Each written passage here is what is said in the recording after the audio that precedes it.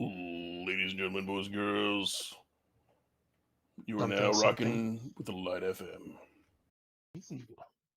Ladies and gentlemen, boys and girls, start your beverages.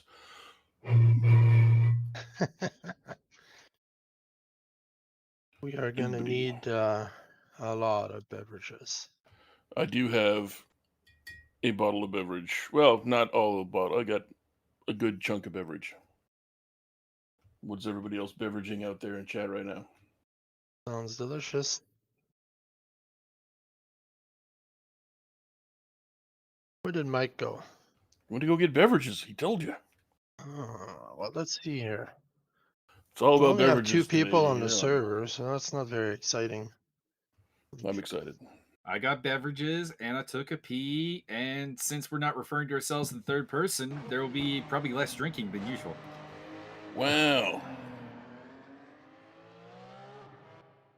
All right. Now we're technically live. There's only 2 drivers on the server. There's 37 minutes ish left. I mean, you're looking at this the wrong way. There's only 2 people out there. That means Serge Hendricks is going to get the front row start, my friend. That's what that means. Who are our commentary today? Mike Magus and no idea. Brian Gigante. Sí, el gigante en fuego. The Tugas guys are hopping on apparently, so there you go. Hell yeah.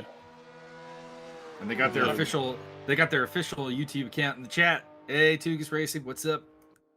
Tugas Racing. They have an IPA. Please let us know Racing. if the audio volume in game versus Byron versus Mike are leveled. Or not leveled. I mean, let's be honest. You are here for the Byronisms. These are all true statements. I am having gin, by the way. So, I mean, it's like an IPA, but good. I will be having 4 iced cappuccinos from Tim Hortons. Holy. Because I am being paid to drug mule an anti-caffeine medicine. Did it make you put a balloon of it up your butthole like a real mule? No. It's just a pill. So basically, for those unaware, which is probably a lot of people, my body does not properly process caffeine. And this is apparently a common enough problem / serious enough problem, and believe me, I'm using air quotes there, that there are actually drug companies that work on ways to solve the problem. So, yeah, so they're paying me to test out their new pill, and that means that I am going to be drinking things that have caffeine in them to see that if I have a seizure or not. Might I recommend many Irish coffees? It is working so far. I've been on the drug trial for like a month, so been doing, whatever. Still not big on coffee, to be honest. Nobody is. But ice caps are fun. More, I don't know. I'm still not a big pop person either. Although vanilla Coke is delicious. Fair enough. I mean, nobody really likes coffee, right, Martin? What? I fuel on coffee, man. That's my life. You put some gelatin in it so you can have coffee jello later on for dessert. And of course, of course, this is actually genius by the drug company because they get you to they're like, we'll pay you, and then you develop a caffeine addiction, and then you need their pills to drink the caffeine. It's a genius. It's a nefarious plan. Yeah, I was gonna say, are you ready for the gigantor headaches that are gonna come after you try and get off the caffeine? Yeah, we're ready for that, and I am determined. Fair enough. Hey, Luciano, our favorite Southern Italian. I mean, is he? Is it him or is it Ariel Zatoni? That's a good question. Maybe we'll have to have him race to the death. In fact, there may even be some other options there because I know a lot of our Argentinian racers have very Italian Romanche names. Also, we also apparently Cole can't pronounce the great Pedro Magalhães, and we have to instruct him on this. What a goober! So my thoughts on the matter is we strap him down and make him watch like all the Renato Laranja stuff, and that'll probably teach him how to pronounce it. Yes. These both are the good right, and the right way and several incorrect ways that Lawrence uses when he feels like it. Dun, dun, dun, boom, boom, boom. All right, so this is round 7 of this big championship. Big Uh, championship. yes. Do like a real intro now? Somewhat.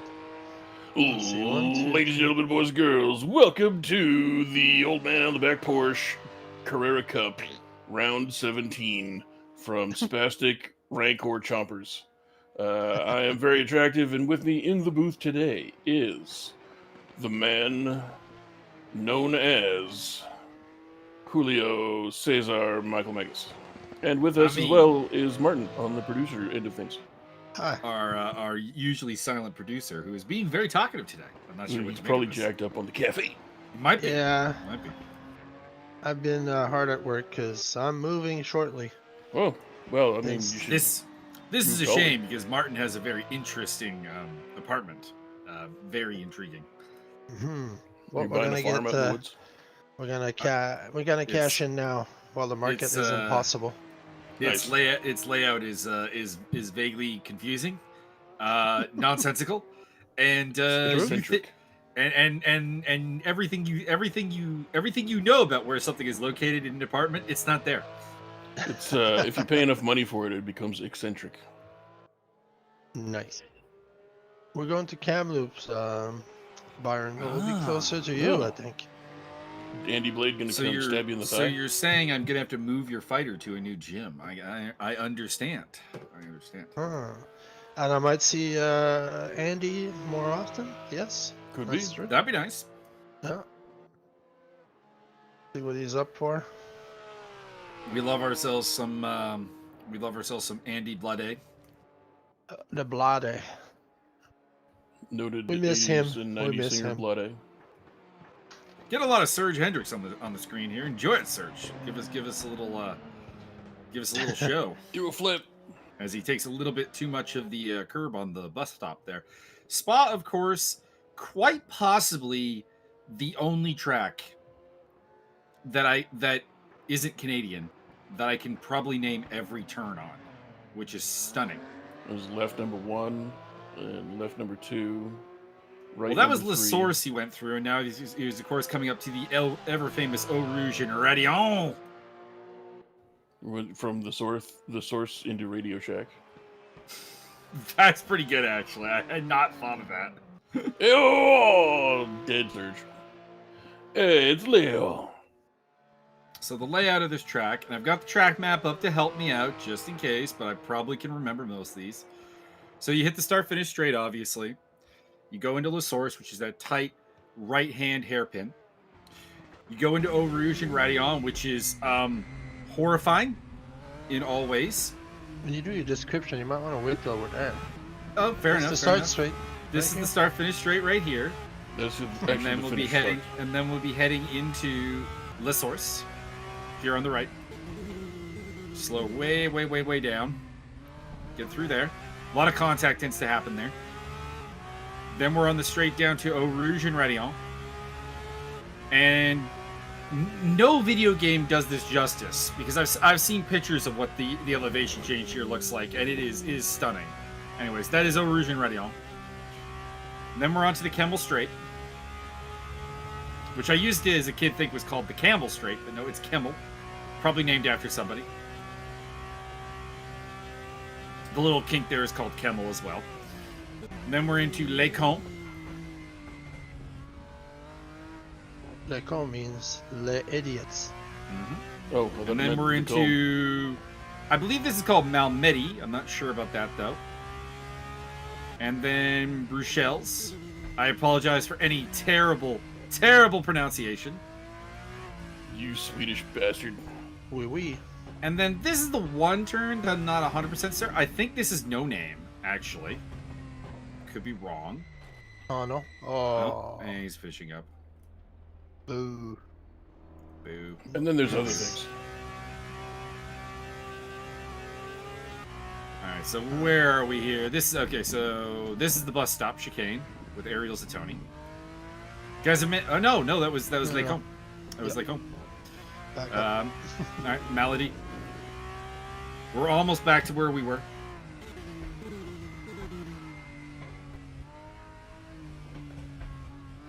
All right, so this is going into No Name. Might be mistaken, but I do believe this is No Name. And then we're heading to Pouillon, which is probably one of the most deceptive turns you're ever going to see, because it looks really simple on this onboard. It looks really relaxed, really chill, really easy. It's not easy to screw it up. Les Franches is this little right-left complex here. Apparently this next turn is called Campus, but I usually just call it Stavlo 1 and 2. So this is apparently Campus, and then the next one's going to be Stavlo. There we go. And then we're heading into the turn that I fear more than anyone else does, Blanchiment, because racing in the wet in the Bentley in ACC in my first time here was a nightmare, and I died repetitively. So here's Blanchiment. Whoa, very slow through Blanchiment there from Zatoni. Interesting. This is usually an almost flat-out turn. And then the final turn here is the bus stop, which is the chicane right here. Very hard to get this right. You want to brake early enough to get a good line through there, but you want to also carry speed through. And that is a lap of one of the... definitely a Mount Rushmore of European motorsport track, Spa-Francorchamps.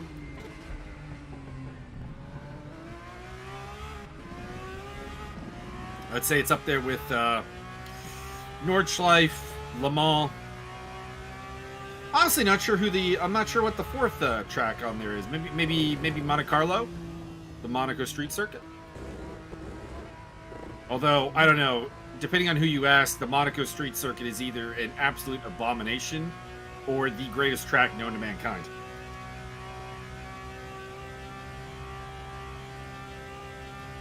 I think they should just race the Dakar Rally nonstop. Oh, Dakar Rally. So next round is Nürburgring, then Shanghai and Monza, and then we are doing a redo of Suzuka, which was a write-off. I'm a little surprised that we went with that Shanghai's on the calendar. I feel like that long straightaway is going to be kind of underwhelming in these cars, but I could be wrong.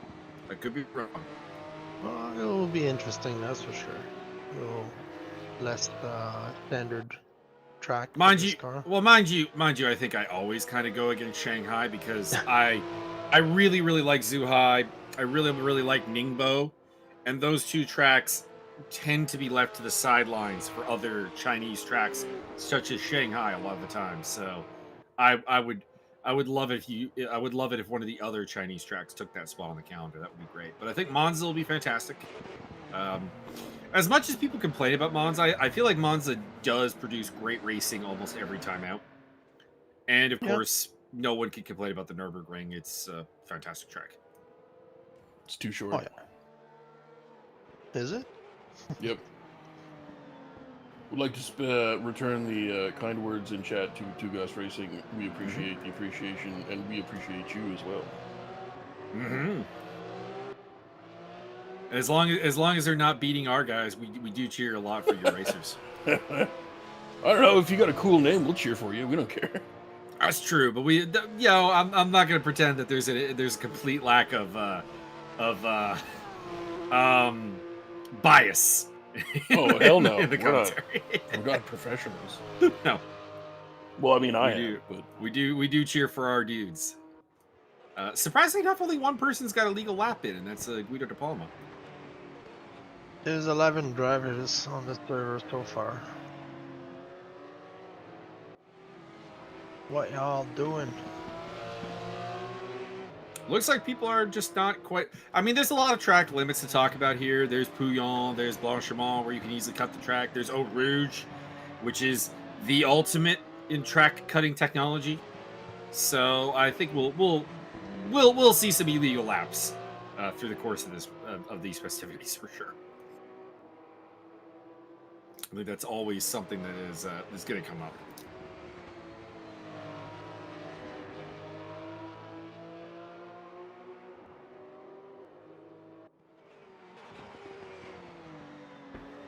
He did. Is Be right back. is your boy Josiah Jerome racing tonight? He's supposed to be, yeah. Be interesting to see which flag he lays down. Well, we were trying to figure out what flag he was going to run in ACC, and we realized that there were really only 2 options because the game has a very lackluster selection of flags.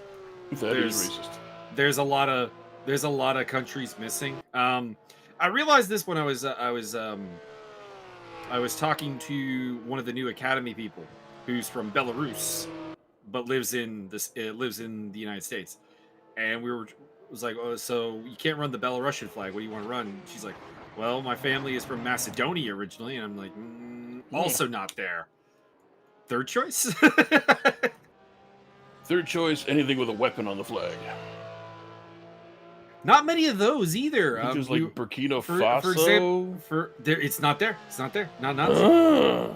We were looking. I was looking for Josiah because Josiah was like, I want to run the Dominica flag because that's been his his gimmick lately, and it wasn't there. And he's like, okay, well, what Caribbean countries are there? And I'm going through the whole list, and I'm like, if I'm not very much mistaken, your only options are Cuba and Jamaica. Oh, we gotta go Cuba then. Come on.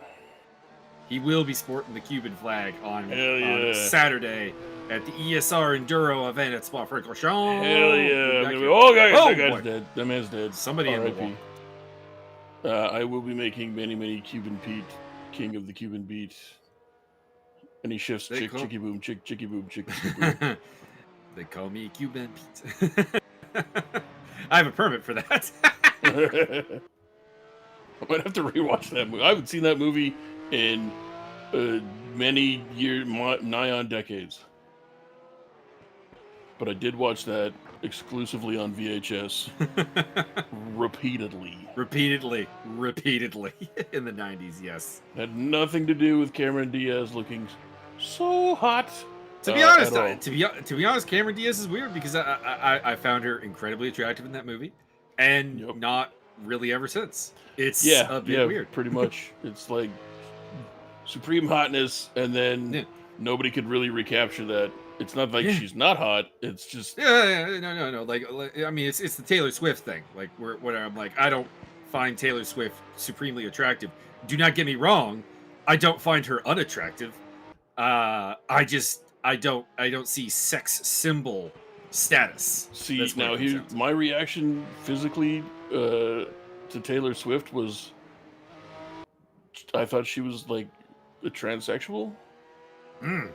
Like that looked like. Are you saying I found someone more negative on Taylor Swift's appearance than I am? I was just like, I just had a neutral kind of weird reaction. Sort of like, I don't find her attractive, and not only that, but she sort of, kind of the Thai lady boy, sort of like, oh, it's a pretty good costume you got going on there. I can appreciate that.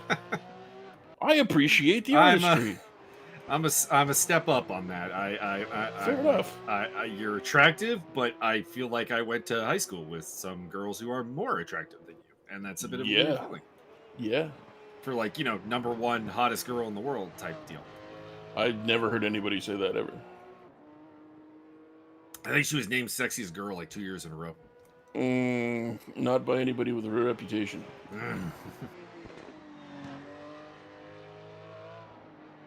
But rocket launcher, I have a permit for that. Rubber chicken. Picture of your wife. What? Margaret, you son of a... I thought you had a sense of humor. After all, you married her. Hello. Good old... Oh, Richard Jeni's in that movie too, isn't he? Mm-hmm. God, R.I.P. Richard Jeni. That guy was fucking funny. He has this whole bit about being completely bored off his ass on the road in a hotel room, and like the third or fourth Jaws movie comes on, and he's sitting there, and it's like a dissertation on how dumb do you think I am, and I'm still watching the movie, by the way. It is the funniest thing in the world. R.I.P. Richard Jeni. Yep. It's also got Ben Stein in, of course, being basically, Ben Stein, if we're playing himself, basically. Did anybody in the history of Hollywood ever just be themselves to the fullest and get rewarded for it? Samuel L. Jackson. That's true.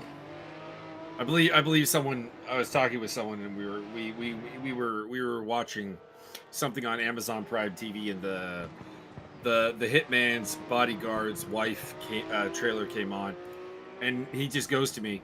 It was Ziggy who I was watching it with, and Ziggy just goes, Have any two actors ever been more entertaining? Not acting, but just being themselves, transported into a different reality than Ryan Reynolds and Samuel L. Jackson.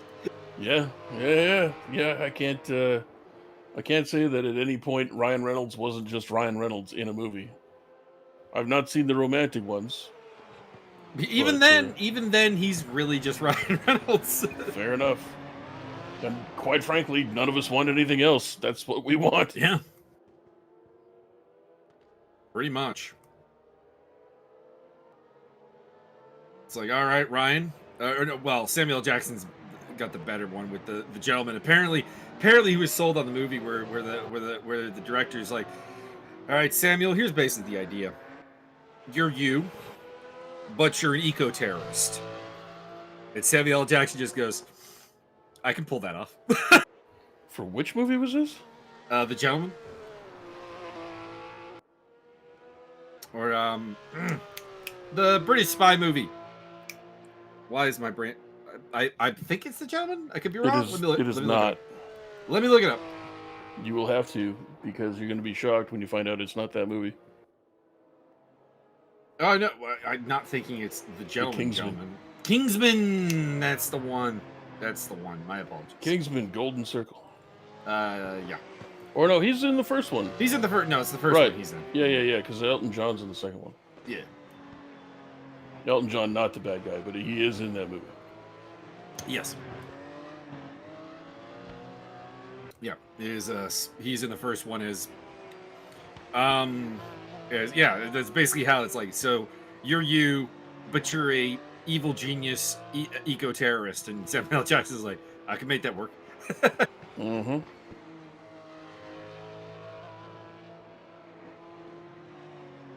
I mean, he did hold a man hostage while in college.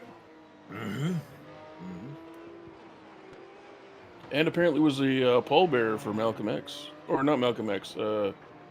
Derp.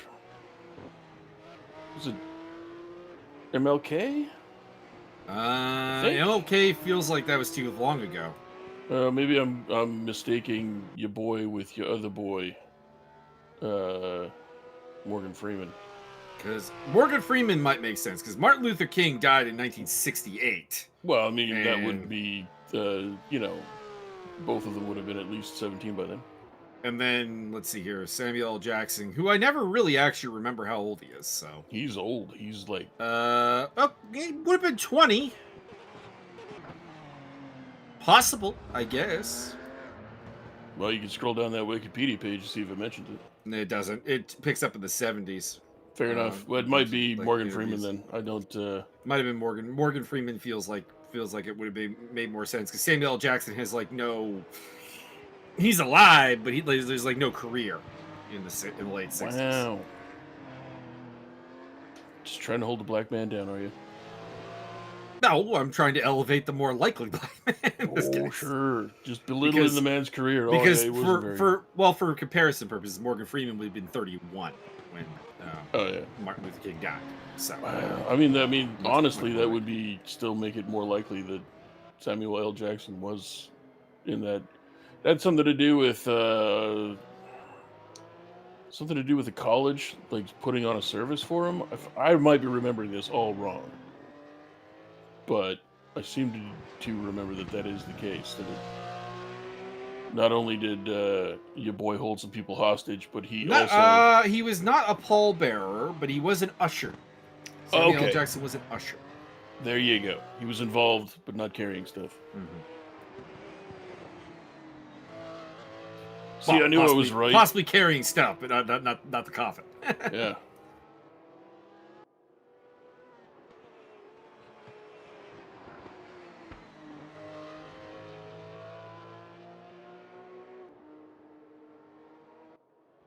So, thank you for following us on this journey down the history of American history. We should have done this back in February.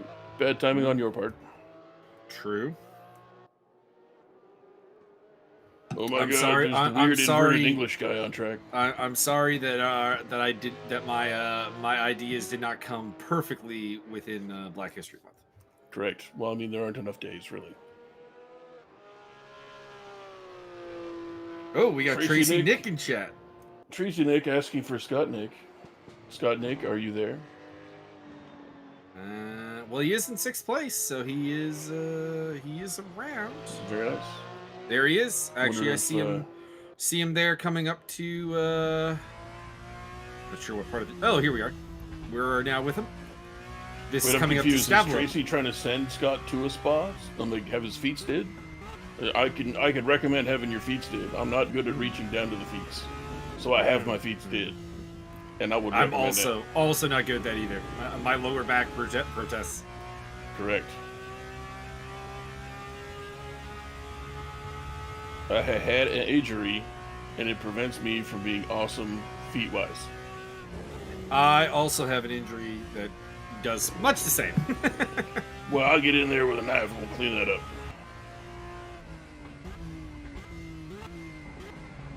Or is Tracy trying to get Scott to have her sent to a spa? I feel like it's probably the latter. And to put the cucumbers up your nose and curl up your toenails and... Oh no, that's not how that goes.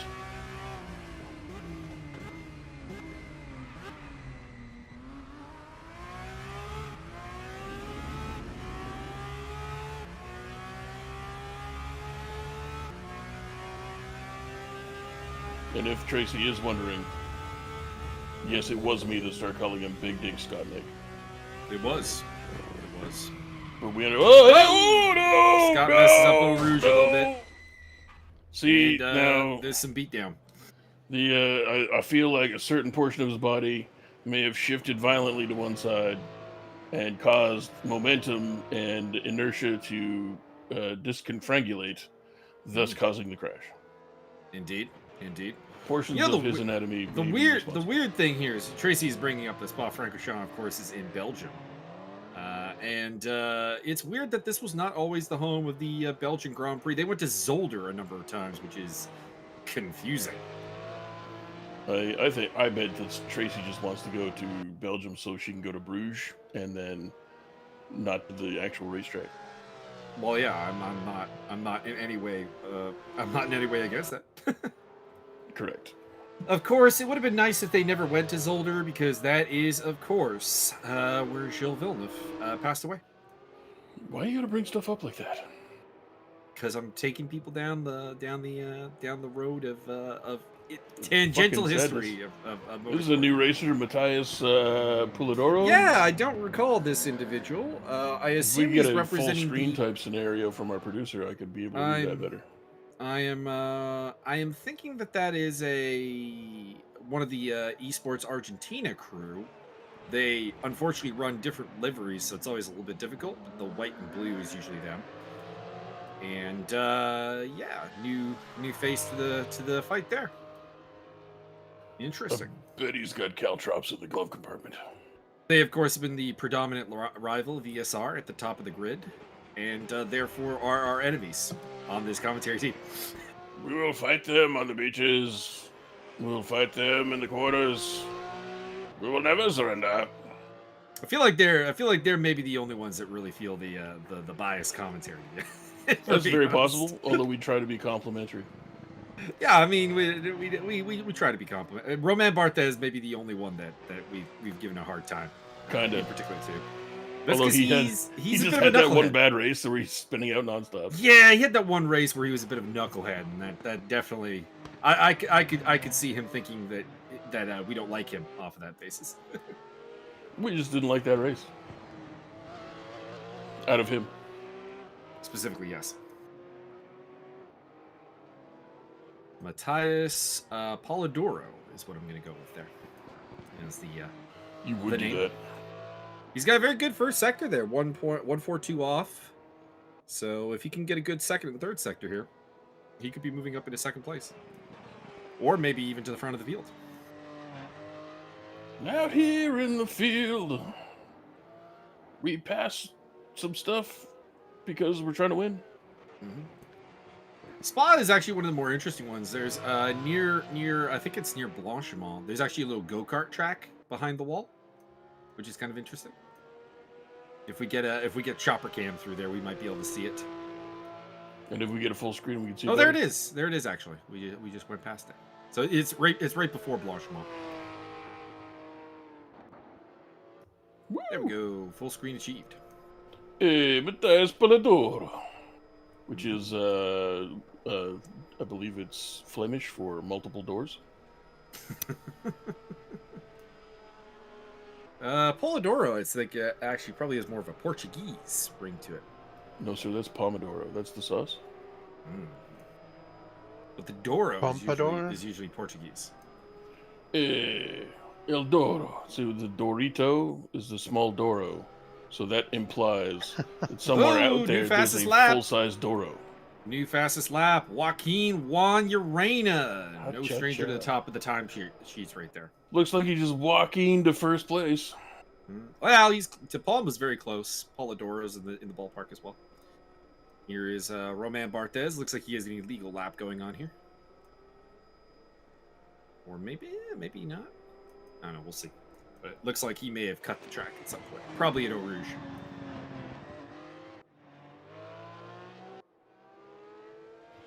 Why does Irmer have the inverted British flag? I don't understand that. You mean the Danish flag? Oh, is that what that is? Yeah. Where they just like hate England so much they're like, "Fuck you! We're stealing your flag Well- and we're doing the colors." Well, backwards." no, I think the Danish flag predates the English flag, and that probably the That's Saxon not true. invasion of the British Isles is probably what actually brought that flag over. That's not true at all. I mean, England's been around since the dawn of time. England's a relatively young country, actually, by the standards of Europe. They got colleges older than the Aztec Empire. Yeah. I didn't say the land was new, but I mean like the heraldry is relatively new. That sounds nationalistic. I mean, you're not wrong. Technically not- correct. The best also- kind of correct. Also not entirely correct. These curbs brought to you by McDonald's. Yeah, a little bit. You're going to be craving McNuggets for the rest of the race. I already had McDonald's today, so we good. I had the Southwest quarter pounder. 'Cause I got that on- those I are got that good. on offer. Yeah, it is I good. had It is I good. had me one of them. It is tasty. uh, Got it for $4. Nice. I had fried rice, which I prepared last night. I had that in a triple thick vanilla milkshake. Thick. Jar Or for 5 the- Qs. Delicious. Yeah, you can't really if you want to have a triple thick milkshake and you want to like be somewhere in the diet region, you got to like not eat anything for the rest of the day. But Yeah. you know, Can you walk into McDonald's and want only a single thick milkshake? I don't think that's possible. They So, look at you. listen. They look at you and ask why you only want the one seat. Just got up on the personal best. He is up in his 6th place. Good for him. Listen, I would like a milkshake, but I only want it 0.5 thickness. Can you accommodate my dietary needs? I'll tell you who's a little off the pace today is this man, Matthias Gonzalez. Normally we're used to seeing him quite close to the front. And not that 7th place is particularly bad, although it is 7th out of 8. It's the fact that he's 3.1 seconds off pole, which is a bit unusual. But he's got a good lap going here. 0.6 off in the first sector. If he can hang on to this, he should be able to move into the top 5. I want Matthias Gonzalez and Matthias Polidoro to be together during the majority of the races so that you have to try and keep them straight. I could probably make that happen, just because we've seen a lot of Matthias Gonzalez over the series. So And you can recognize the mustache from here. yeah, well, they also have different liveries. If that's what you think. Matthias has that Intel livery, which I get emotionally disturbed by every time. But I what see about Matthias? it. Polidoro has a little bit of a darker blue and white car.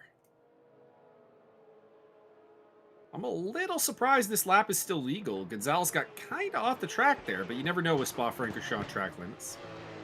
Not a great second sector. Ooh, very, very interesting line there through the bus stop chicane. Let's see what he can do here. And the answer is a new personal best, but no movement on the scoreboard there up into 7th place. Still about 6 seconds quicker than his previous lap, though, so that's good.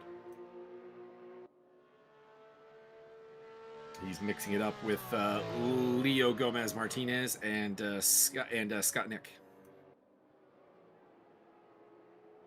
Would like you to do commentary doing the Barcelona pronunciation of all these names. That's not happening. Come on, it's fun. It's not happening. Leo Gomez Martinez from Barcelona. Ariel Zatoni might have a decent lap here, depending if he put together a good 3rd sector or not. New personal best. No progress on the timetable, though. Still 4th place. I believe that's pronounced Ariel Zatoni. Oh, we have a very interesting livery here. Jesus Huerta, our Peruvian boy. He's got a purple 1st sector. What community is he repping today there, Martin? Because that is a livery we have not seen. Yeah, there's a few guest drivers that are going to be part of this. So I need to have a quick glance. I'll let you know shortly. Yeah, well, let I us think know. your boy Jesus is having some interesting connection issues. What it is yeah, normally Jesus races at a relatively high ping, so we're gonna see some interesting car body language from him, I think, over the course of this race. He's a good driver, though. He's very fast. Actually holds a platinum ESR rating. Very nice. But actually, he is 1-1 against Mike Stockmill, which is a very rare stat line for most people in the community. Most impressive. And then also when you consider that he's racing around at like 600 to 800 ping, that is Sated Placebo coming out and complimenting Mr. Byron. Well, I'd like to thank you for your complimentary words about my soft, sensuous voice. You are now racing with the Light FM. Dennis Johnson, ESR racer. Dennis Johnson been lighting it up. Recently picked up a platinum rating in ESR as well. Actually, off of the WTCR series. All right, so the Jesus Huerta is actually part of Luciano Izarzo's group. So Esports Argentina, and some of the guest drivers that might be in this Matias Polidoro and Guillermo Martinez. So Polidoro is rocking the independent entry. So that's gonna be a bit weird. Goddamn Esports Argentina and your constant use of multiple liveries for your cars. It's supposed to be identifiable here, guys. Come on. I'm fine with it. That was not even that was not even blue. Now we got some NWO like black and yellow shit going on. Hell yeah. Killer Bees. He's Killer Bee Bill Brunzel. That's gonna be the big thing. It's gonna be the podium at the end of the race, and Jesus Huerta turns on Esports Argentina and declares Wolfpack for life. 444 live. Mm-hmm. Although it was usually someone turning on the Wolfpack, if we're being completely honest. Yeah. You notice nobody ever betrayed the filthy animals, though. I mean, they did break up eventually. Yeah, but I mean, nobody stabbed anybody. It eventually ended, but it was never like, haha, I've defected to the whatever. Didn't Hoovy stab them in the back? Am I mistaken on that? I could have sworn Hoovy did. I mean, yeah, but I mean, dude was on drugs. Well, yeah, I mean, I was gonna say that might also make your point, because of Hoovy's unpredictable behavior. He could be bribed with the hair on. I feel like oh boy, Mateus Polidoro with some aggressive driving in the pit lane. Wow. Most aggressive. I don't know what to think of that. I like it. That's a little weird. Anyways, he's gonna get to set the pace because he's out in front now. Just don't wreck Josiah. I want to see what Josiah can do. Mm-hmm. Or should we be in keeping with the rest of the field? We'll pronounce it Josiah Jerome. I mean, we got Joaquin 1 year in it. Josiah Jerome doesn't sound too offbeat. That's true.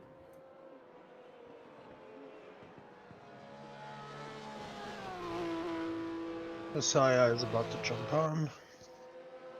Good old Josiah Euron. The deep bass of the Caribbean.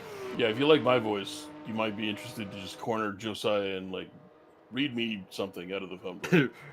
Yeah, read me this comic book. He lives down by the beach. Lord of mercy. He is on the most unexpected deep voices list of my life. Although my friend in high school, Brad, still remains the deepest unexpected voice of all time.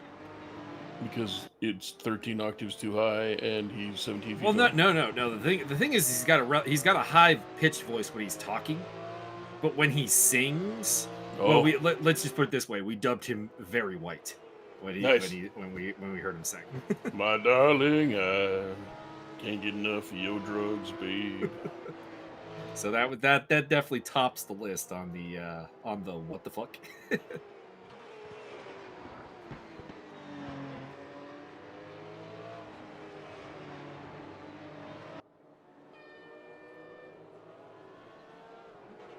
So we're just waiting for everybody to get through their warm-up here at Spa-Francorchamps. That first lap, of course, if you're not familiar, does not count because, well, particularly at Spa, you're avoiding an entire turn. You're not going through La Source, so it would not be a fair comparison. The Sorcier. No, wait, that's the Sorcerer. My bad. Maybe that's what it is. They're Flemish. It might be the Sorcerer. Could be. Martin, can you confirm or deny? The sorcerer. The Sorcier? I've seen Brotherhood of the Wolf way too many times. I know what that means. Magicien. All right, so Juan Urena now onto his first timed lap here as he heads into Les Sources. The Sorcerer.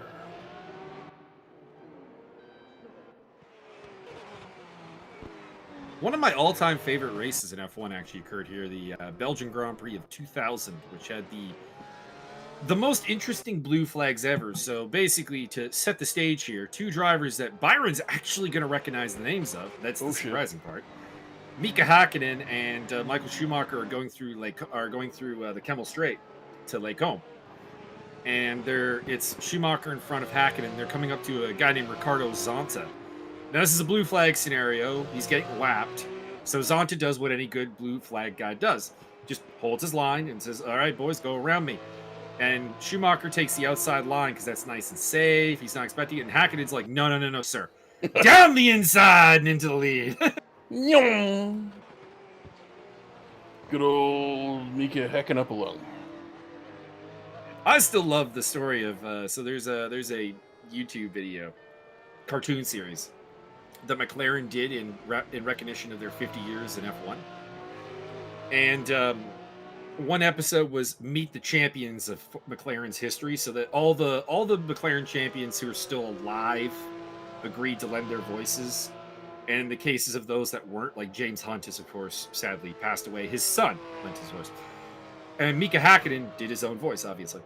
And the animator, I'm watching the behind-the-scenes episode, the animator's like, we didn't know what to expect when we got Mika Hakkinen here because, like, we were making him super silly. Like, we were doing this whole Superman, like, you know, son of Krypton bit with him. And we didn't know how he was going to react to this. We had him in a cape and everything and, like, you know, the Superman's attire. And he looks at the animation and he strokes his chin and just turns to me and goes, it needs to be sillier. I'm like, Mika Hakkinen is a legend. Oh my goodness, we have the fluffiest of Jeromes in chat. We do! Fluffy How is this Jerome. possible? How is he absolutely the top qualifier? Hang on a second. Guido De Palma's got a double purple sector, and he's moving on to pole position for the time being. So some of the big guns have already gone out there. I must say, Roman Barthez is mixing it up the top there. That's nice to see. Third place. Dennis Johnson coming to the line here. This should be about fifth place, I think. One of the other ESR cars rolling over there as well. Did Dennis? Oh, there we go. Just a little bit late on the come up there. There he is. An American in a sea of Argentinian flags. Correct.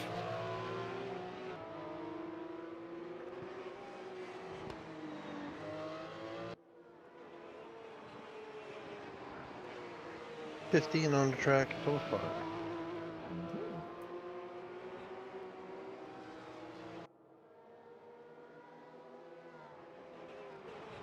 Roman Barthez racing in the memory of his cousin Carthaginian Barthez. I mean, the Romans and the Carthaginians probably not overly familial on that relation. It's the Carthaginians, sir. They're coming over the Alps, sir. They're coming over the Alps. Coming over the Alps. We knew they'd do that. But, sir, they're coming on elephants. Oh, that we didn't know. What the fuck is an elephant? It's like an upside-down squirrel. Oh, boy. Jesus, that's I terrifying. feel for Roman Barthez right now. He's getting a little bit angry with, I'm not sure whom that is. Yeah, that would be your boy. He's still got 2 purple sectors out of that. Wow. Got a little bit wide there through Blanchimont. Hopefully that doesn't invalidate the lap. So I'm intrigued to see if he can do this, because he definitely lost some time. And a bit of an awkward run there through the bus stop. That's going to hurt him as well. Don't think he's going to... I don't know. I feel like this is not going to work out too well. Well, no. He's still beating his previous time, but is still in 3rd place. So that's a hell of a lap. Look for Roman Barthez to move up in the world on that one. Joaquin Juan Urena with a pair of purple sectors. So it looks like they're just getting quicker in general. We're seeing a lot of purple sectors fall right now. And I think Juan Urena is going to move to the top of the timesheets now. He was at the top of the timesheets in practice. And indeed he is to the top of the pile by quite a bit, 0.8 of a second. Almost 0.9. The only thing that could make it better would be 10/8. Dennis Johnson improving on his time, but I don't think he's going to improve on his spot here. Okay, Yeah, he definitely not isn't. with that maneuver. Yeah, not with that maneuver, no. Sir, track limit, sir. That is perhaps the clearest violation of track limits we're going to see all day. Stop! You violated the law.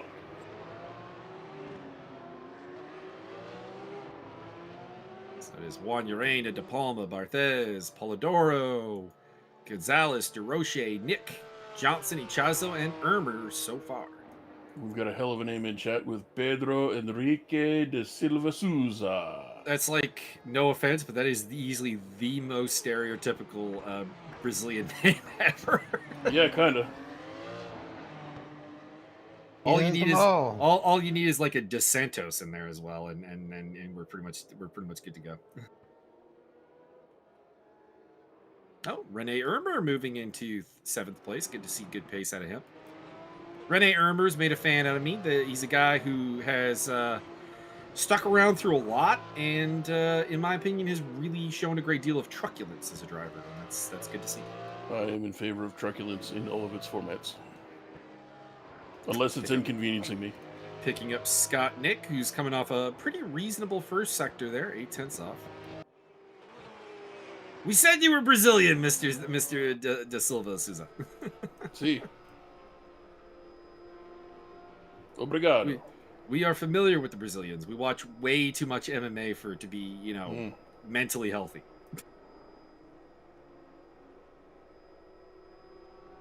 We are familiar with the Buscapes, with the Aurelios, Fucking the Bustamante. Azaredos, fucking Bustamante, yeah.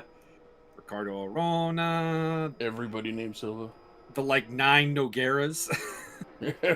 There's Big Nog, Little Nog. They only have a cousin, and then there's one that's not even related to them. There's a couple that are not even related. There's Talita Nogueira, who's the female Nogueira. Oh. And then there's the mini Nogueira, which is Alberto Nogueira, who's down at flyweight. Been watching. There's the various Silvas. Been watching Rodrigo and Rogerio since early Pride days. Mm-hmm. We got a Megalesh kicking around. Mm-hmm. We had Pedro Megalesh racing somewhere. I don't know. I don't think he's here today. Yeah, I think Not we're today. saying he's not here so far. Pedro Megalesh, that fat Puerto Rican. They have fat Puerto Rican. Uncle Hanach. Mm-hmm. Thanks, we try. We try with the pronunciation. we've watched a lot of MMA. It's kind of, you know, you listen to enough Henzo Gracie interviews, and you hey, my friend, we play out here. We gonna, you know, We go do the jiu-jitsu. jiu-jitsu.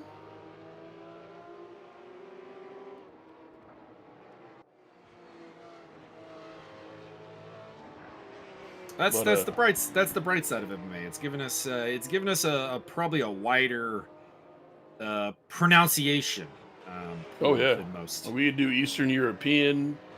We Yep. can do Brazilian. We can do Spanish. Japanese. Well, Portuguese and Spanish. We could do, yeah, Japanese, probably pretty easy. Chinese.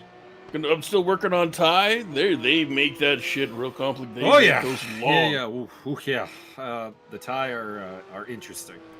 I can pronounce Kauklak and The Orsing, but then the other one we're gonna have to get to is they're getting a lot more like Kazakhstani and Uzbekistani fighters in the UFC, and that's gonna be interesting. Ibrahimov, Yeah. Fetisov. Oh, that's usually pretty. I mean, hockey helps out with that too. Mm-hmm. No, I'm talking more like the proper ones, like Yaroslav Yedingislav. Oh yeah, with the KH. KHs are always like Haratonov and Habib. And coming across the line, Mateus Gonzalez. No improvement. Or I don't know actually, where. some improvement, but still 6th place. Not sure where Pedro Magalhaes is today. Yeah, I think we're down to Pedro.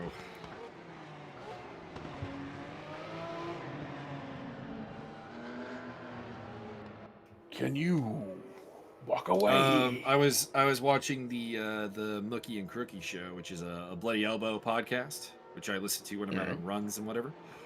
And they had they were doing the breakdown of the Bellator card, and they got to the Douglas Lima fight, and they're like, Douglas Lima is fighting some guy from Kazakhstan whose name is long and full of letters. There we go. And they're like, we're not even gonna try and pronounce that.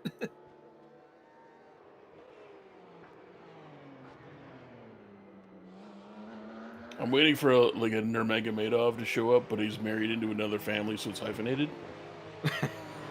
I want something like that. I feel like that's pretty unlikely because the Russians don't really do the hyphenated last name thing. Yeah, you're probably not wrong.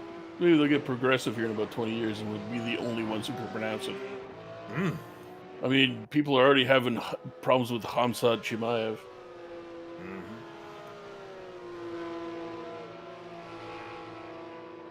Oh, you boy, Tugas Racing in chat can do 6 languages. See, we can't speak it, but we can probably pronounce your name. I mean, I could do a couple of Eastern European languages with semi-fluency, but that's about where it ends. A little bit of French.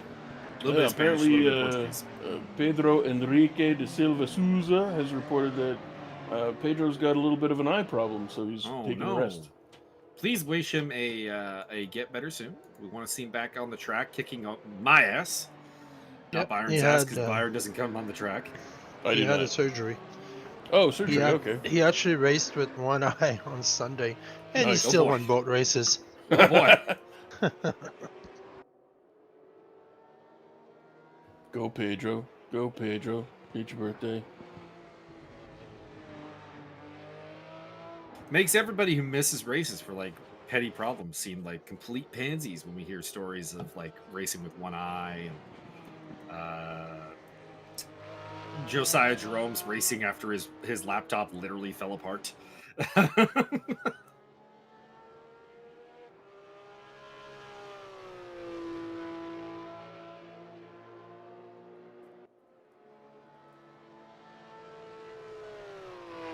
16 on the server, the guy I just joined. And Grande Ricardo too. Oh, we see him there. Yeah, Grande Ricardo's been here for a while. He posted a lap time much earlier. Dennis Johnson down in 11th place. Looks like he's struggling with the Spa-Francorchamps today. Bit weird. Kind of a guy you expect to see in the top 10. He was last minute. He basically didn't even know if he was going to race today. Yeah, but this is Spa, my friend. If you don't know Spa by now, there's problems. That's I guess that's what it comes down to. Like a late notice substitution would totally work if we were at like Ningbao or Zhuhai or what's that Bahrain track that we have in Raceroom? Macau. No. Well, Macau also works, but there are certain tracks that people should be able to come in late notice and still be close to where they normally are. And Spa is definitely one of them.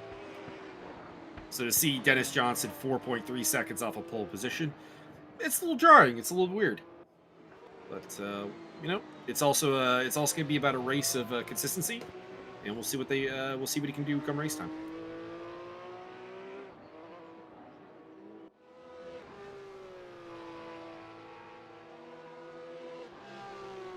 Everybody in the chat relay like the most ridiculous sim racing story you've ever heard about someone racing through something in honor of Pedro Magalhães. I'll get the ball rolling on that. A friend of mine, Thomas. Some of you may know him. Tom Was. He was racing with us in the precursor to the 3D Speed series at one point, and we just heard a bang over the voice comms. And he kept racing. Then afterwards, we're like, "So what the fuck was that sound?" He's like, "The rig fell apart," and he kept racing apparently. So that's number one for me.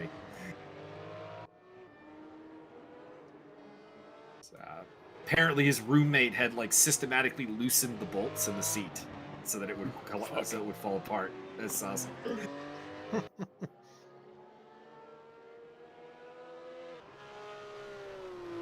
Found out when the roommate showed up after the race, like it was like twirling a wrench on his finger, like, you know, like an evil genius. Like, oh, what happened?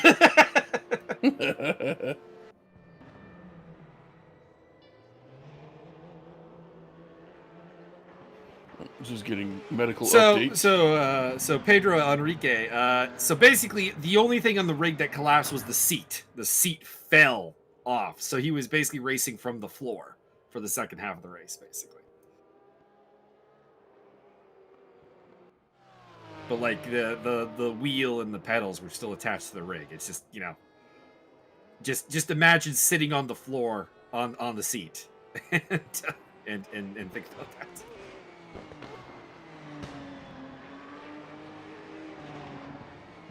Also gave himself a serious like Charlie horse on his ass, which is beautiful. So that sounds good.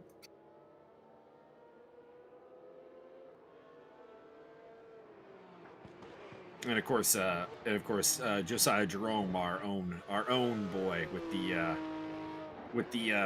laptop screen falling off the laptop mid race. That was pretty good. That also is up there on the cake. He went down from 5 frames per second to 2.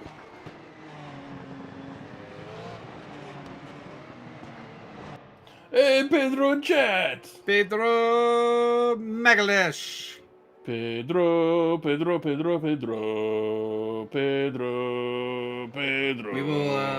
will keep the your seat warm, Pedro, and throw many triangle chokes in your honor. Flying in other words. See, Pedro, the one-eyed bandit Magalhães. All right, so we have our grid. Not terribly surprising. We got Joaquin Juan Urain up front with Guido de Palma, Roman Barthez, Ariel Zatoni. Newcomer Mateus Polidoro in 5th place with Leo Gomez Martinez, Josiah Jerome sporting 7th place. That is St. Vincent's flag again, I think, right? Man, I don't know. Richard Durocher in 8th, Mateus Gonzalez, and St. Scott Nick, your top 10 with Rene Ermer, Victor Carrera, Dennis Johnson. What is Luciano Echazo doing down in 14th place? This is confusing. And he's celebrating 420 as hard as possible. Wow. I mean, that's possible. Luciano is coming from behind. All right. Well, we got the warm up here. So Victor Correa, the world's most proudest Texican. Or is that Portuguese? Or not Puerto Rican? That's Puerto Rico, I think. Chilean? Puerto Rico. The Port of Rico. Now, who Rico is, we'll never know.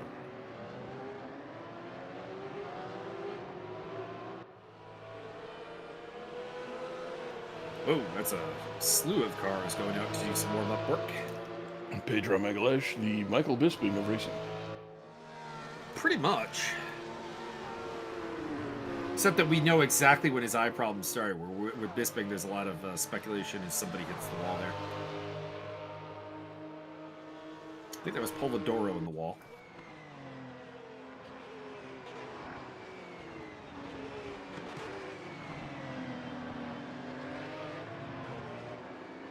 Once again, we got a mix of the Esports Argentina and ESR crew at the front.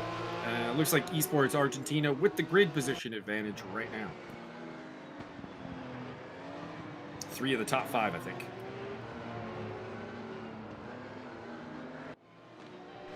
Ariel Zatoni coming around hard. Gonna put that man in the wall.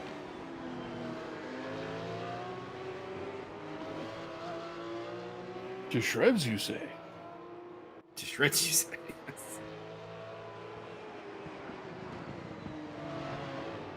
We'd like to also wish Rochelle Guerin a safe return from her journey out of the gray zone of Ontario. And remind everyone that if you're racing her and she's beating you, she is beating you while sitting on a beanbag chair. Nice. That's fucking style.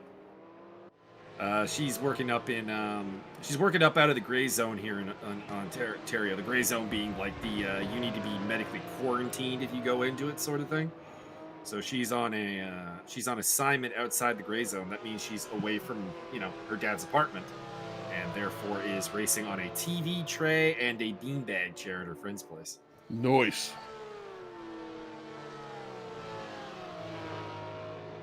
I should get me some beanbag chairs if I had more room.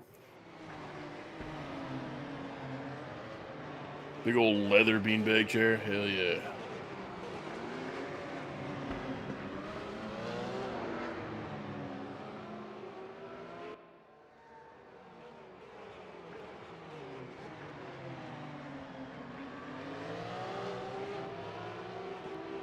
Should we do the rest of the commentary in like the most white pronunciation possible? Victor Coria doing a pretty good job. This Matthias Polidoro? Not sure what his deal is. I mean, Matthias is a pretty white name. It's from the Scandinavian part of the world. Well, I mean, yeah, but we could, instead of calling it Matthias Polidoro, it could become Matthias Polidoro. Ah. Because we're from Ohio suddenly for no reason. Matthias, the Roman Emperor, Papadora. I'm a Dapper Dan, man. God damn it. I don't want fop. Mm-hmm. I haven't watched that movie in a long time. I need to watch that. Just finishing up the warm up here and getting ready for stuff to go. If you yourself out there, whoa, in the world of spinning around, right round, baby, right round. Have not seen the movie, Oh Brother, Where Art Thou? You have been missing out. You have.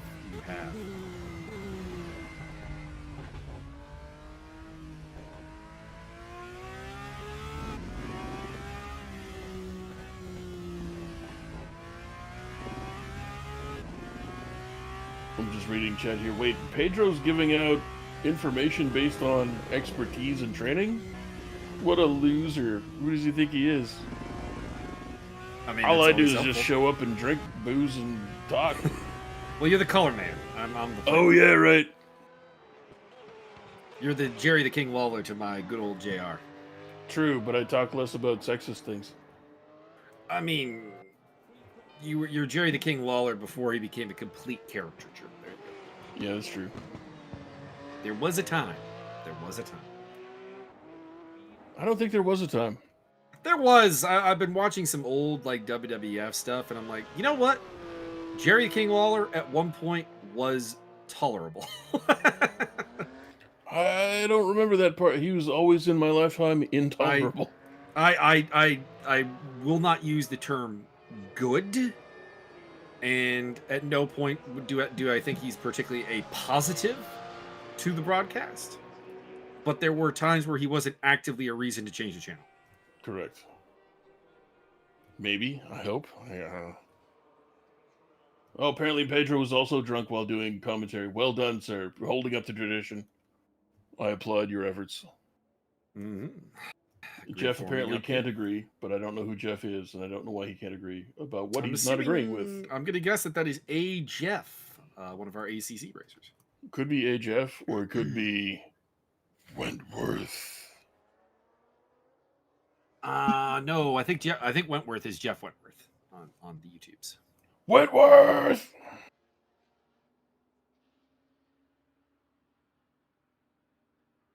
Whoa, Jeff. I never said Jerry Lawler Yeah, was Jeff's got good. my back. Fuck that guy. Oh, it is Jeff. Okay. Oh, now I'm conflicted. Because I was trying to start a feud with Wentworth, and now it confirmed that he agrees with me. It's been harder now. Oh man. No, that's just character development. That's where we're gonna have to push. Here we go. Ariel Zatoni with a bad start at the start. Juan Urain out in the lead with De Palma, Barthez, Josiah Jerome up into 4th place. What the hell? Cha-cha-cha. He started 7th. He gone. It's amazing. He is. He's third, up to third, fourth, wow. third. Yeah, he's side by side with. Yeah. Oh, Josiah Jerome with a hot start there into Eau Rouge for the first time. Here we go. And at the front there, Juan Urena and De Palma swapping some paint. Cut down, track cut penalty for Ariel Zatoni. I'm surprised we didn't see more, to be honest. Roman Barthez being just left in the dust there by Matheus Polidoro. That being for 5th place. So we got Juan Urena, De Palma, Gomez Martinez, Jerome, Polidoro, Barthez, Gonzalez, Zatoni down to 8th place, having started 4th. And so ESR with the biggest winner at the start, Josiah Jerome, and the biggest loser at the start, Ariel Zatoni. Richard DeRossi, Jesus Huerta, Scott Nick, Victor Correa, Luciano Chazo, Dennis Johnson, Rene Irmer, Ricardo Costa, rounding off the field. Track cut penalties coming out all over the place, gentlemen. Come on, clean it up. No, I'm fine with it. Let it roll. Cut down tracks. And that's the second one, or either repeat of the previous one there for Jesus Huerta. I have to assume that your boy Josiah Jerome wants to get up further towards the front as quickly as possible so that your boy Juan Urena does not outpace him. That would be very, very true. I don't know don't know where Josiah fits in the pace, though, to be honest, because we saw him come in late, pick up that 7th place, and definitely has a little bit more chutzpah to him right now. Oh, who's in the Fanatec car? That 12th place, that is Victor Correa. Pedro's asking where Scott's massive fan base is. Tracy was here earlier. Tracy was here earlier. She's pretty supportive. But, Scott's got a good one there. Who's the other guy that's always like, Scott Nick, we did everything on Scott Nick now? I don't think he's been here today. Just this I don't think so. The Sean guy thing? I think so. I'm bad with names. Unless your name is Pedro Magalhaes. I must say, it's been very clean.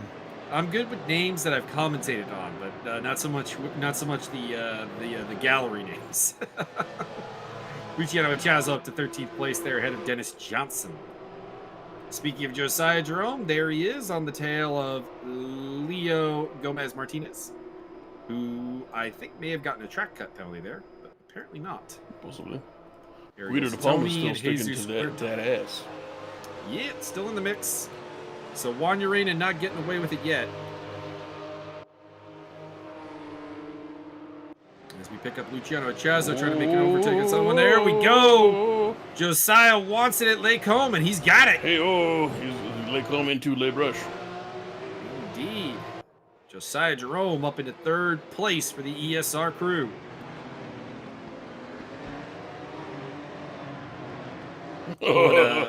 Pulling a bit of a Dan Tickton through Lacombe, which for a change is a compliment. Fuck Dan Tickton. This is the only time Dan Tickton will be used in a complimentary fashion on this channel. Be sure to visit my new website, fuckdantickton.com. be sure to visit my associated website, danticktomisachild.com, as Leo Gomez Martinez retakes 3rd place. Hot competition. Now, the top 2 are going to be loving this because they're starting to slip away from the field as the battle for 3rd place goes on between Martinez, Jerome, and Barthez is in the mix there, along with Polidoro. 4-car pileup. Josiah Jerome still in 4th place there. So looking for the ESR guys today. We got De Palma in 2nd, Jerome in 4th, and then DeRoche in 8th. I appreciate Scott that Nick and synopsis. Dennis Johnson further down the field.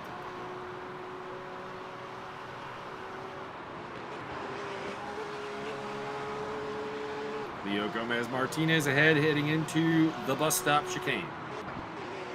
Down here at the pawn shop. Oh, He's a little slow at the bus stop. Oh, Josiah gets tipped around by Mateus Polidoro.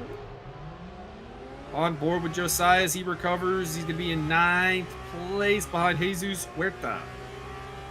Probably 10th shortly because there it is. Ariel Zatoni driving on through. Missed Ariel on the ESR breakdown. So bad news for the ESR crew and good news for Esports Argentina with Josiah Jerome falling down the order. Tumbling. DeRoche all over the butt of Mateus Gonzalez. I swear Mateus Gonzalez never has a quiet race in this series. Like, he is always battling tooth and nail with someone. Multiple different people over the course of a race, usually. Everybody's favorite young heartthrob, Richie D, coming for that ass. Oh, hello. The ESR car is cutting the chicane. Sir? That is Sir? Zatoni I'm mentioning. Ariel Zatoni is battling with the track limits today. Let's we'll put it that way.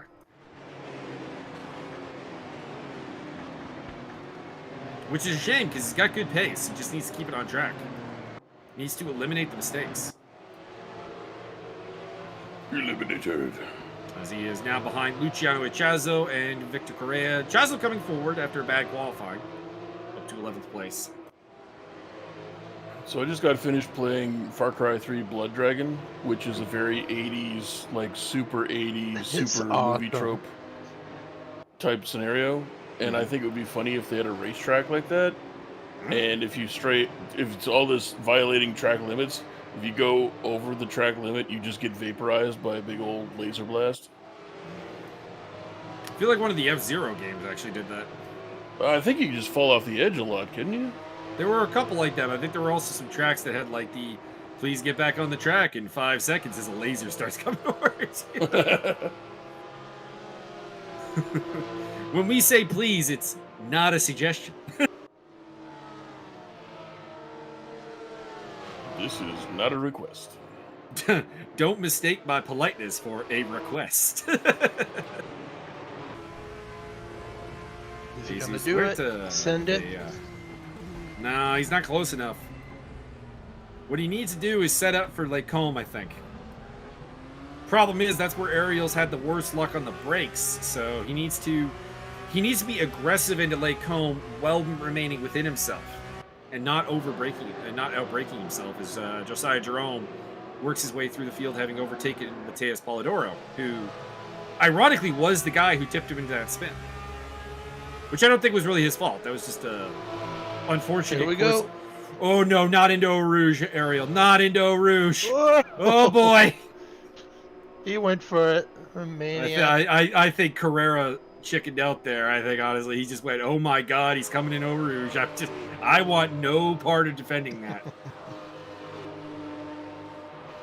Josiah Jerome up to 7th place? Yep. Claimed a spot over Richard DeRoche. It looks like DeRoche might have had a mistake, though, judging by the track cut warning there. Next on Josiah's list, Jesus Huerta. Where's Chris Fitch when we need him? Just drunk at Applebee's. To get complete PTSD at the mention of the word Huerta. This is true.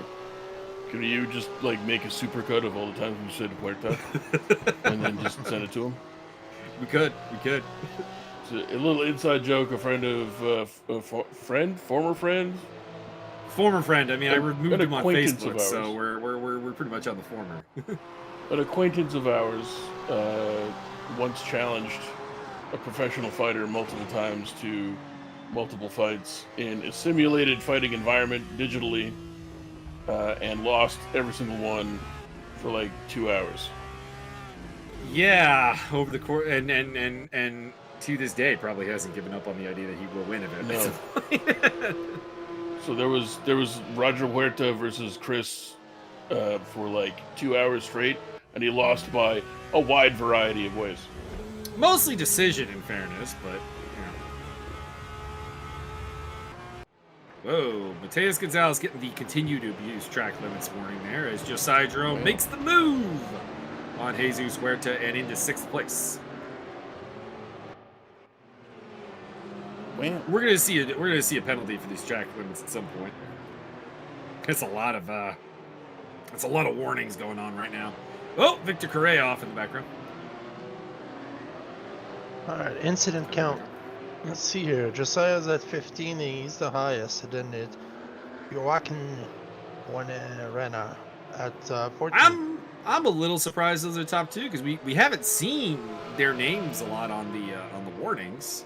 Oh, they're almost halfway through. You gotta watch it. Feels like more like Huerta or who else has been really prominent in the warnings? Oh, Richard Richard's going for a Roche. pass. Yep. Richard Roche looking to get past Jesus Huerta, but he's got the inside line there into Lacombe. Oh boy. I think he's gonna hold. Oh, yeah, he's gonna hold it. He's gonna hold it. Can he shape up for a run into Malady? No. He's got another problem right here. In fact, I think Mateus Polidoro might be actually the danger man here. Looking down the inside, that's just not on. Well, maybe it is because apparently he panicked Huerta into going a little bit wide. And indeed, that is 7th place for Richard DeRoche, Grande Ricardo. That young Ricky D. Into Pouillon, though. Huerta's got a good run, and he's got it back.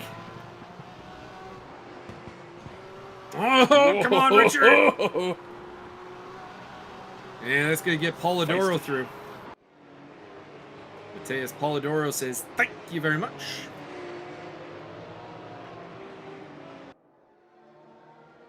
Remember telling a couple of the Academy guys there that it doesn't matter how fast you can go through Pouillon if the guy in front of you can't go as fast, because you're just going to run into him. And that's what happened there. Well, we have a good battle at the front going on between Joaquin Juan Urena and Guido de Palma, and it's very much a private party right now, as Gomez Martinez is some 7.5 seconds back. And they both crash, and the 19th place guy wins. There is no 19th place guy, so we're not going to see that. That's how bad the crash would be. Luciano Ichazo, track limited use. Oof, incident updates. Huerta just went to 20 incident. He's getting close.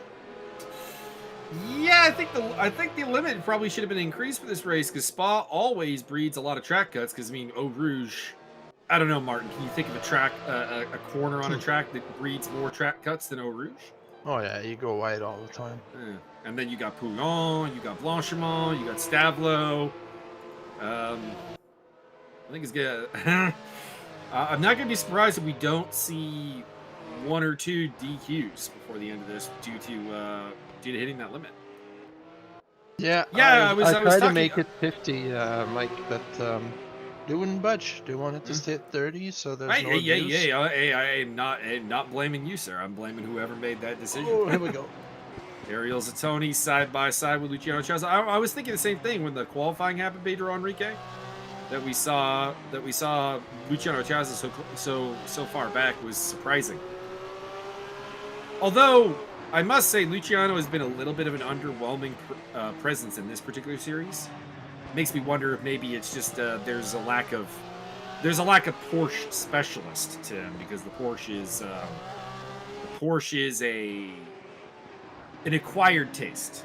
Go with that. Do not un-Porsche the Porsche. Yeah, that is probably the most humorous thing I've ever heard as advice from someone, because I'm not going to name the person who asked it, but someone asked in comms chat for an ACC race, how do I don't remember the exact question, but it was basically, something the Porsche is famous for doing that he wanted it to stop doing, and Mike Stoppmill just, there was silence for like, I don't know, 5 seconds, and Stoppmill goes, "Are you asking how to de-Porsche the Porsche?" And that has become the meme. Sorry. Josiah Jerome scrapping with Mateus Gonzalez. Mateus is always in the heart of it. They go into Blanchimont. Oh, come on, hold it. No. Did he not learn the first time he started rubbing his nose in somebody's butthole? Well, no. He got hit from behind on that one. Yeah. Well, on the plus side, we caught it all on director. Oh, This see, is he amazing. nudged homie, which threw the guy off balance. Yeah. And then he clusterfucked the rest of it. And this time, 2 for 1 for Ariel Zatoni. Nice. Zatoni undercuts Jerome Andy Chazzo at the line, but I think someone got him back. Nope, he got it. Or no, he got I don't know who finished in front there. Not sure who got 9th place. It was Zatoni or Jerome. Juan Urena is your winner from De Palma and Gomez Martinez, all Argentine podium. Roman Barthez, shout out to him for 4th place. Mateus Gonzalez, Jesus Huerta, Mateus Polidoro, Richard DeRoche. And then either Zatoni or Jerome, not sure who got what. Luciano Echazo, Rene Ermer, Scott Nick, Dennis Johnson, Victor Correa, and Ricardo Costa. You know what? Pretty close there. You don't see any very large gaps throughout the entire field. So a nicely tight group. I'm getting a beverage refill. So Byron, please fill the time during the warm-up. I refuse. Okay, I'll do it. So what the fuck was Josiah doing out there? Was he on more caffeine than your boy Mikhail Magus? I'm gonna go with yes. That was the most aggressive I've ever seen Josiah Jerome. I don't know what was going on there. I don't know why he decided to grind his nose into the tailbone of somebody else twice. And I don't know why that happened. All I know is giraffe facts. And the giraffe facts state that giraffes have just as many vertebrae in their neck as you do. This again? It's become kind of a theme. Giraffes have just as many neck bones as you do, but they're like a foot long each. Can you imagine that? Ridiculous. As I've said before, I can kind of believe that because I have a lower back vertebrae that's almost that big. 72 feet long, his vertebrae. Mike's only got one vertebrae. I'm changing your nickname, Byron. No, don't do that. Last time you changed it was terrible and misspelled. You asked me to name you that way. No, the one before that.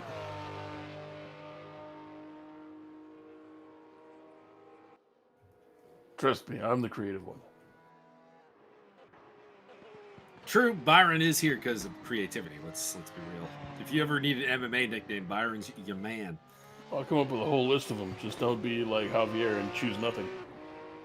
Well, I'll make one up. I'm gonna make one up for Javier, and he's gonna be like, "Why is that my nickname?" We're still waiting for Shannon Drake to pick one, but I think she's gonna go with Cannons. I mean, so I was 100%. To preface this comment, I had made a joke. I'm aware it was a joke. I'm aware it was a joke. I think maybe even she's aware it was a joke. But she said something about something Power Girl. I'm like, I'm gonna need some cosplay evidence of that.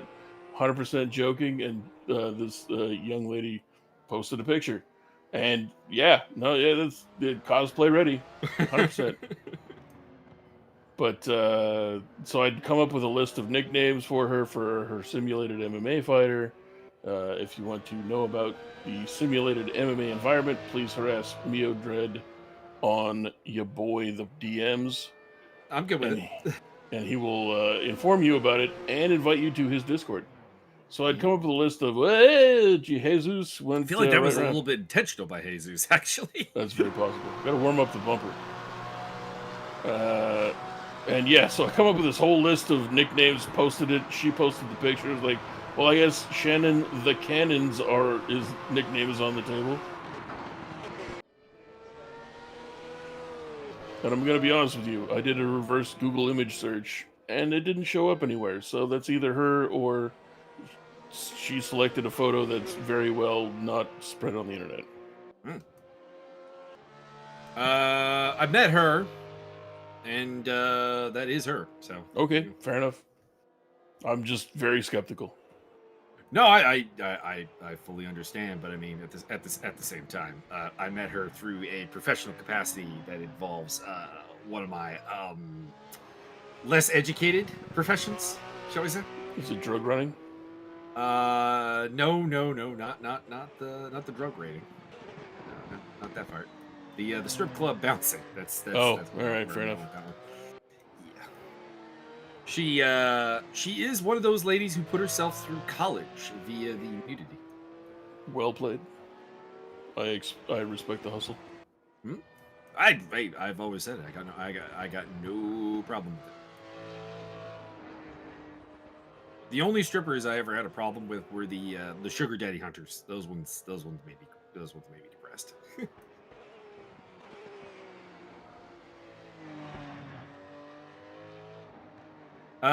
Does unPorsche equal drive at high speed too well? No, but there are certain chronic characteristics of the Porsche that a lot of drivers pick the Porsche and then complain about those very Porsche characteristics.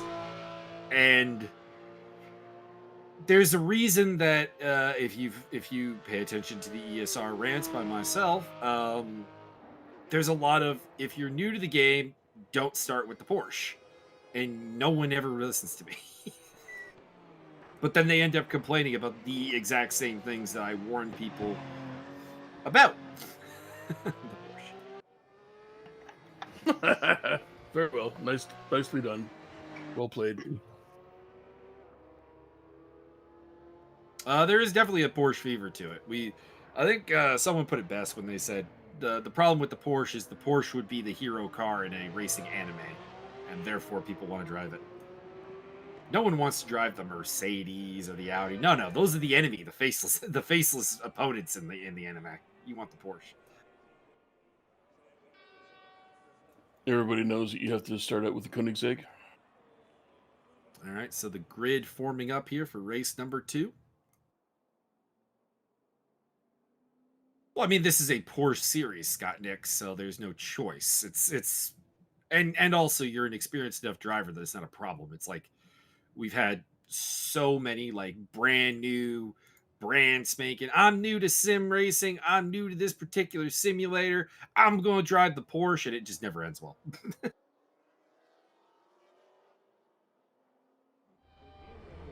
right, here we go. So I think Josiah's near the front of the field, and indeed it is him on the pole position. So he did end up behind Zatoni. So it's an all ESR top 3. And we are off. Josiah got a great start in race 1. I'd like to see what he can do here, and it looks good. So Josiah Jerome into the lead, 3 wide and behind him. Mateus Polidoro getting sandwiched between Zatoni and DeRoche. There's Leo Gomez Martinez. Juan Urena went a little bit backwards. Chazo up to 9th place. Good start by him. Whoa, guys, track limits, guys. Come on. All right, so Jerome almost a second ahead already from Ariel Zatoni, Richard DeRoche, and Mateus Polidoro, with Jesus Huerta rounding off the top 5. Mateus Gonzalez, Leo Gomez Martinez, Roman Barthez, Luciano Chazo, Guido De Palmo, Joaquin Juan Urena in the mix there. In behind them, it is Scott Nick, Rene Ermer, Victor Correa, Dennis Johnson, and Ricardo Costa. Down the end, Juan Urena goes around the outside of De Palma. He might get Chazo as well. Yes, he will. That might have been, oh God, Luciano. I don't normally swing the hammer, but that was just driving a car off the track. That's not cool. I would say Guido De Palma's got some serious grounds for complaints on that driving. Wow. Hey, Lucy. Yeah, that was a hard putting the door to him. But anyways, back up to mid. Oh, Richard DeRoche loses it. He's into the wall, and he's going to drop down probably to the back of the pack. Not sure what happened there. That's not a place you normally lose it, to be honest. It's a bit weird. Somebody threw the banana peel out the window. I mean, that could be it. Breaks up the all ESR podium. Jerome still leading from Zatoni. It's now Polidoro up onto the podium. Huerta looking back at Gonzalez and Gomez. These as Jose well as Hotel and Barthez. Resorts are sponsored by Jose Lindor.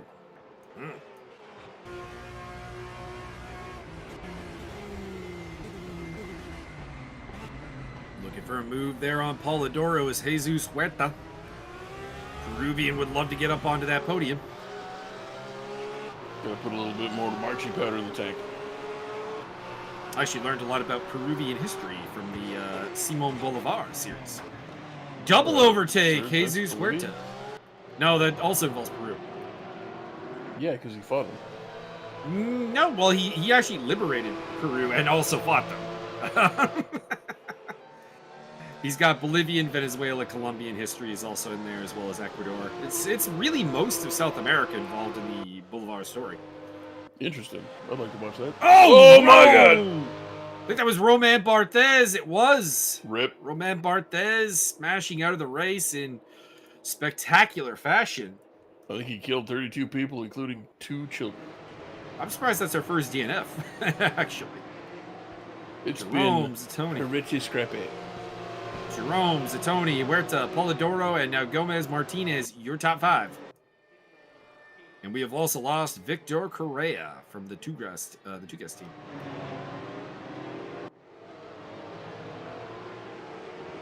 Please press F in chat.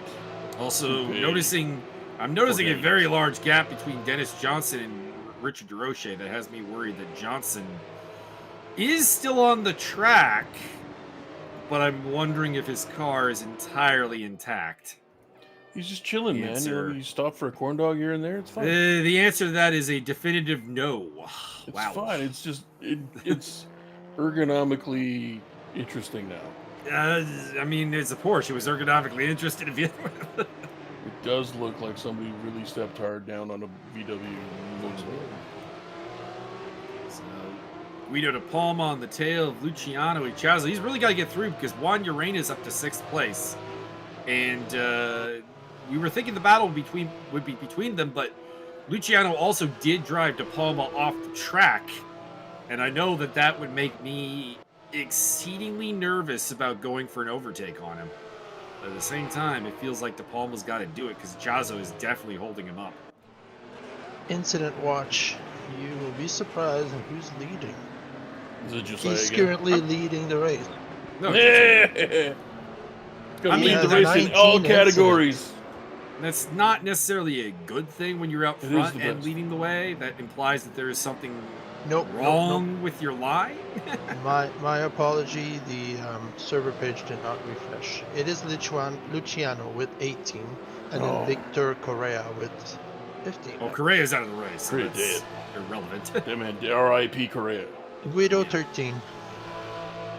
Man, I was really hoping that Josiah was gonna push the envelope as far as he could. Like, I'm gonna lead the race and lead the track violation incidents. Come And we're on, gonna Guido, win. go for the move. Ariel Zatoni going for the lead. He's got it into Lake Holmes. Cha-cha. So move made on Josiah Jerome as Leo Gomez Martinez picks up a track from Newby's penalty. Is this There a, is Guido. Luciano Ichazo is doing a... Oh, come on, Luciano. You got to get it up after that. That is some bullshit. I don't normally take issue with a driver. I mean, maybe Roman Barthez at Silverstone, but Wow. Luciano is... You Luciano gotta is remember, pressing the rules to their limit. Let's just put it that way right now. you gotta remember their friend, right? He's probably just trolling him at this point. Yeah, but this is also a team event, and like he's driven him off the road, and he horribly cut Lake Home there. Like it's. There you go. He just gave it. There we go. He did give it up. I will give that. That did look like a definitive. After you, sir. I have held you up long enough. Is the Zatoni Jerome lead swap a gas saving initiative? Could be. I mean, there is the fuel saving in the draft. But the fact that Josiah is dropping behind him, I don't know. It suggests that maybe Zatoni's just really on it right now, and he's got the pace. And maybe, conspiracy theory, Josiah doesn't think Ariel will keep that pace up, so he's happy to run behind him for the time being and kind of just, learn where he's quick and pounce later on. Sounds dope. Although he is exposing himself to Jesus Huerta, who is getting closer to both of them. Give him Huerta. In fact, can we get on to Josiah right now? He's only 3/10 ahead of Jesus Huerta. There it is. Huerta in the black and yellow. The two ESR cars in front are Zatoni and Jerome. This is the podium right now. Joaquin Juan Urena, by the way, up into 5th place, having made his way past Gomez Martinez, as has Polidoro. So Jesus, the danger man right now.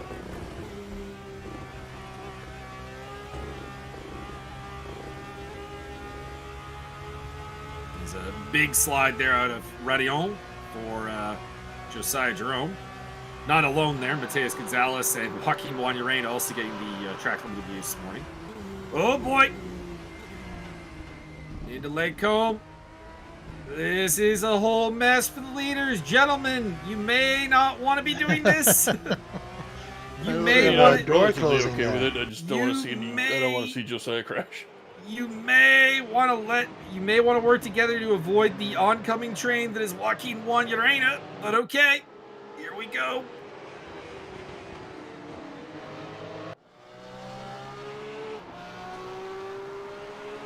Let's face it, Rubbin is Josiah Jerome.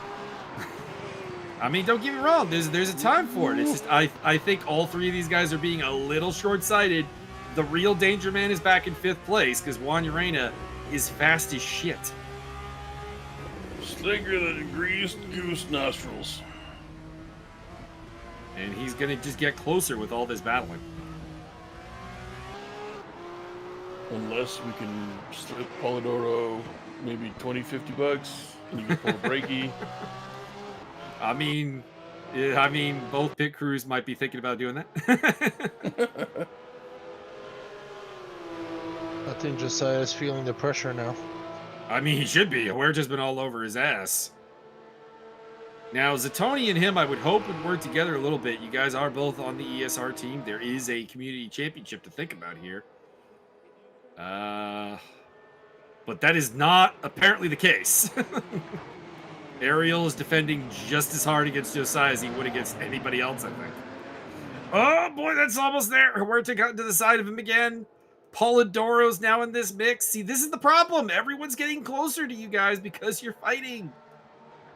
This is not working. There's a time to scrap and there's a time to just drive fast laps. And this is the latter, gentlemen. No, it's fine. There's only 0.8 of a lap to go. So we got Polidoro on the mix. Just Juan Urena is only 2 seconds back of this pack, so he's coming as well. Whoa, somebody went so very off there. Where? I was going to say, there it is. Jesus Huerta. Didn't look like anybody hit him. It just looks like he lost control of the car. This would be where a replay feature would be nice. But the Peruvian looks like he just lost control. Too much marching code. And rejoins in 12th, probably 13th place. Rene Ermer going to go by as well. All right, so the pressure's off Jerome, at least for now. Polidoro's still in the mix, and Juan Urena is getting closer. Juan Urena's made up about a second more, so... yeah, he's coming.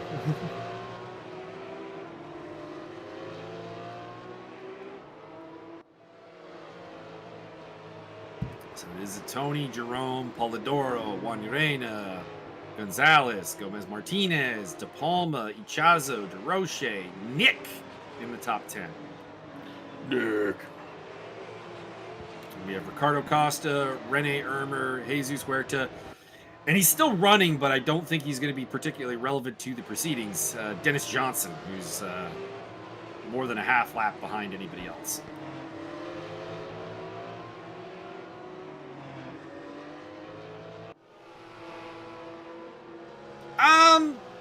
Pedro, I'm going to slightly disagree. Huerta was in 3rd place, which obviously looks great, but he was, I don't know, it looked like he was kind of flirting on the edge of disaster.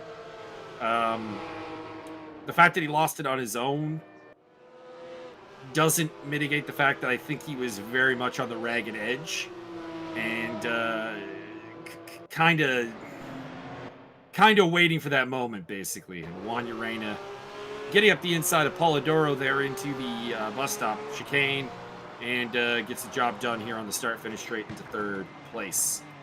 Looks like Polidoro may have given up that spot a little bit. Oh, never mind. Either that or Juan Urena did super late braking into the source and slides wide to let Polidoro back in. Too aggressive and just too on the edge. You can't drive at 105% all the time, and that's kind of what it looked like Huerta was doing.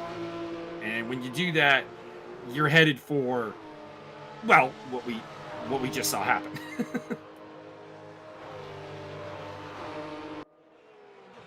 I always look at the body language of the car to see like how much over rotation are we getting in some of these turns? How late is the braking? How on the ragged edge? Because I mean, if you're on the absolute latest braking part on every turn, don't get me wrong, you want to have that option into a specific turn to make the overtake. But if you're always there, your margin for error is incredibly limited.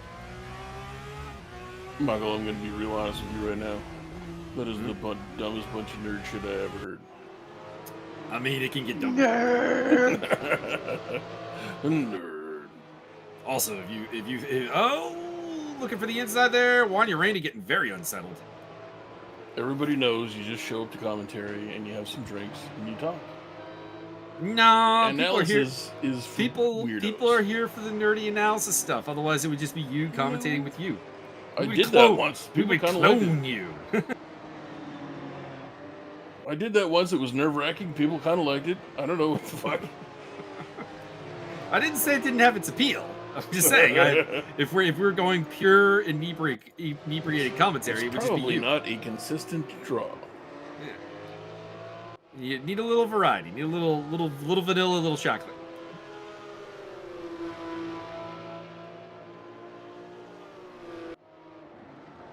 De Palma up into sixth place, so he's coming forward. Juan Urena. I think he was agreeing with me about Huerta, but we can get him to clarify. As Juan Urena gets up the inside there into third place. Jesus Huerta bumping with Scott Nick.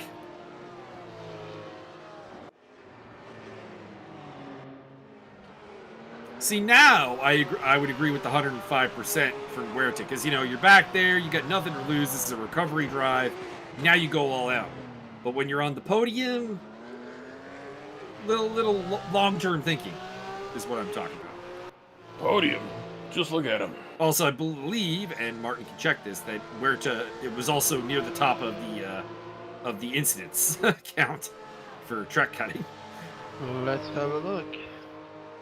I think he was at the time, but give us an update on that. Echazo is at 26. Guido 22. Let's see, Huerta is at 20. Yeah, he's got to watch it. Okay, so he's in third place in the incident list, so there is that problem.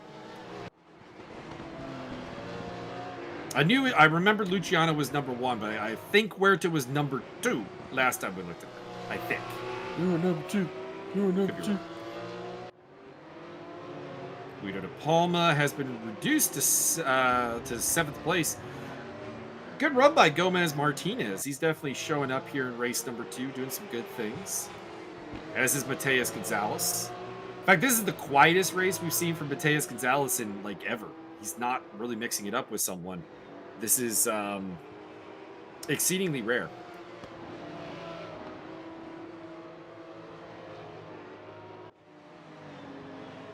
Meantime, Zatoni has built a 2-second lead over Jerome. But So the top 2 and the last 2 are ESR. Interesting. yes. Richard DeRoche has had an incident that we didn't see because he's dropped back to 13th.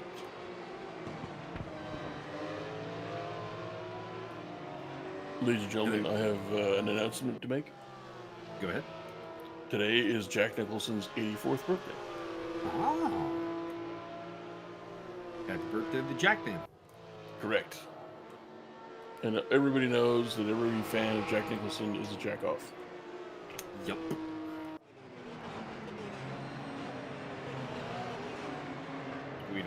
Guido's had a kind of a rough second race here, some of that being Luciano Echazo's fault.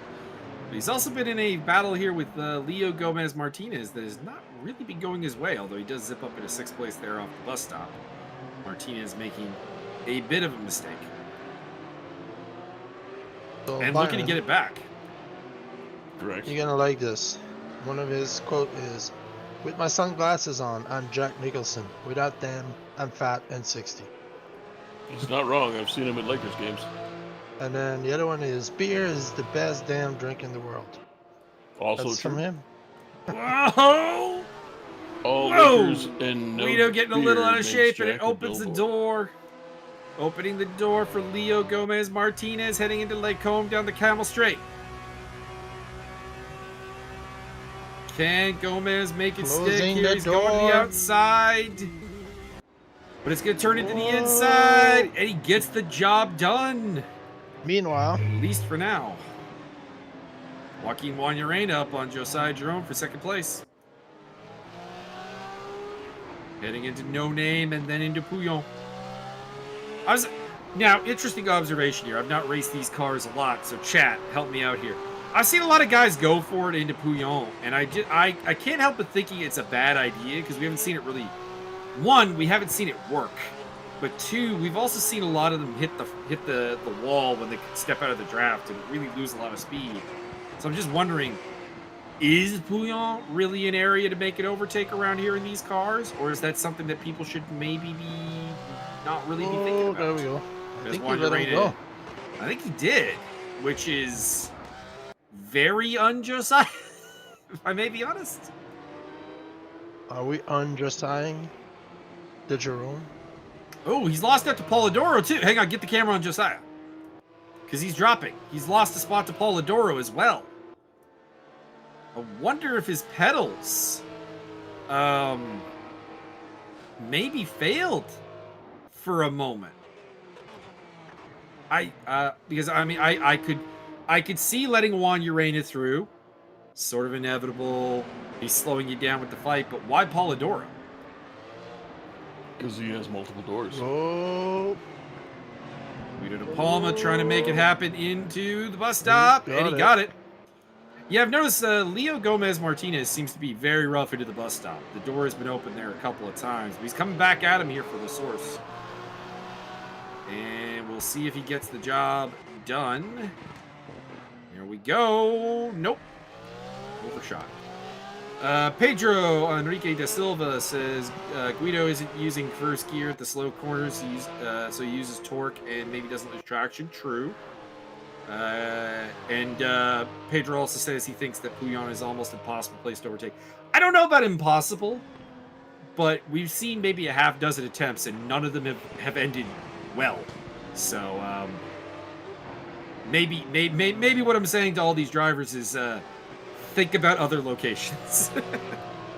oh, here we go. Polidoro wide, Josiah Jerome with a run. Yep. Mm-hmm. Got him. Got him easily.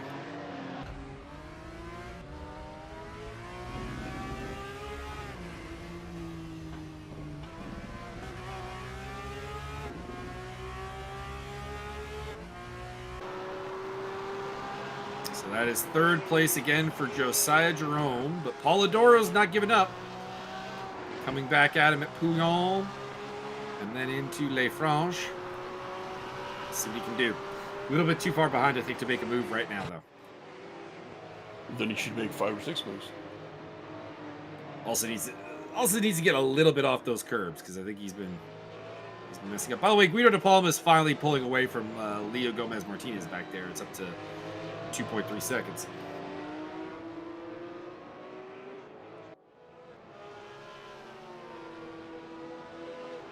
Josiah getting quite wide there. Ichazo is dropped behind Dennis Johnson. Wondering if that means he's out of the race.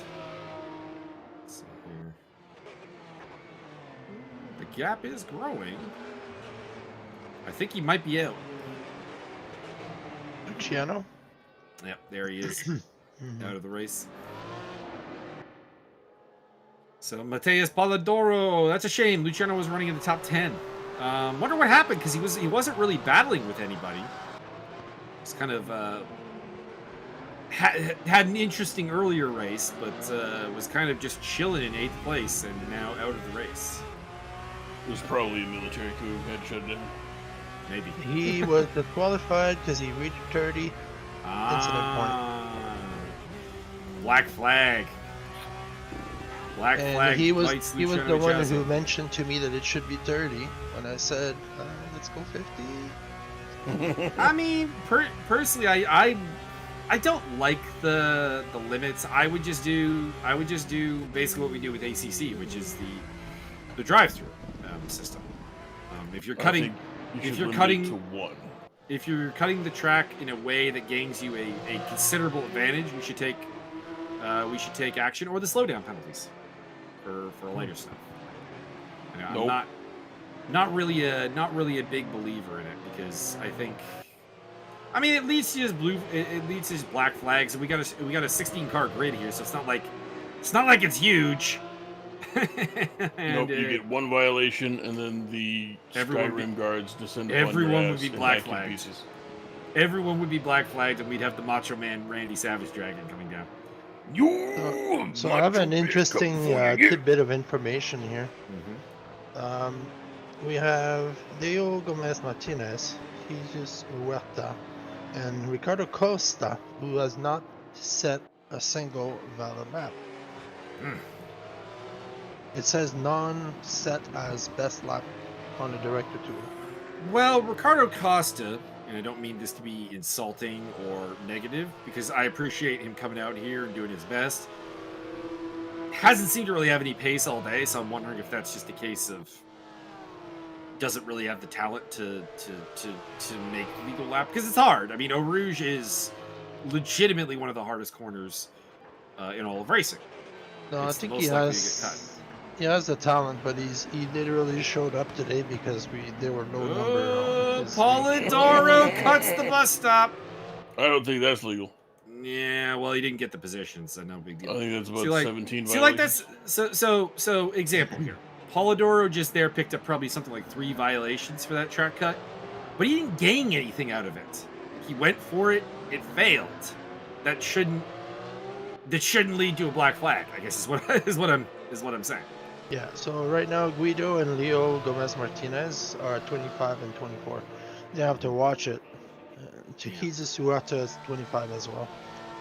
I mean, if you watch Spa in real life, there's a lot of track cutting that happens. If you overtake off track, then there's a problem. If you're like straight lining Lake Home, there's a problem. But for the most part, you get away with a fair amount of liberal application of track limits as Joaquin Juan Urena is hunting down the race leader, Ariel Zatoni.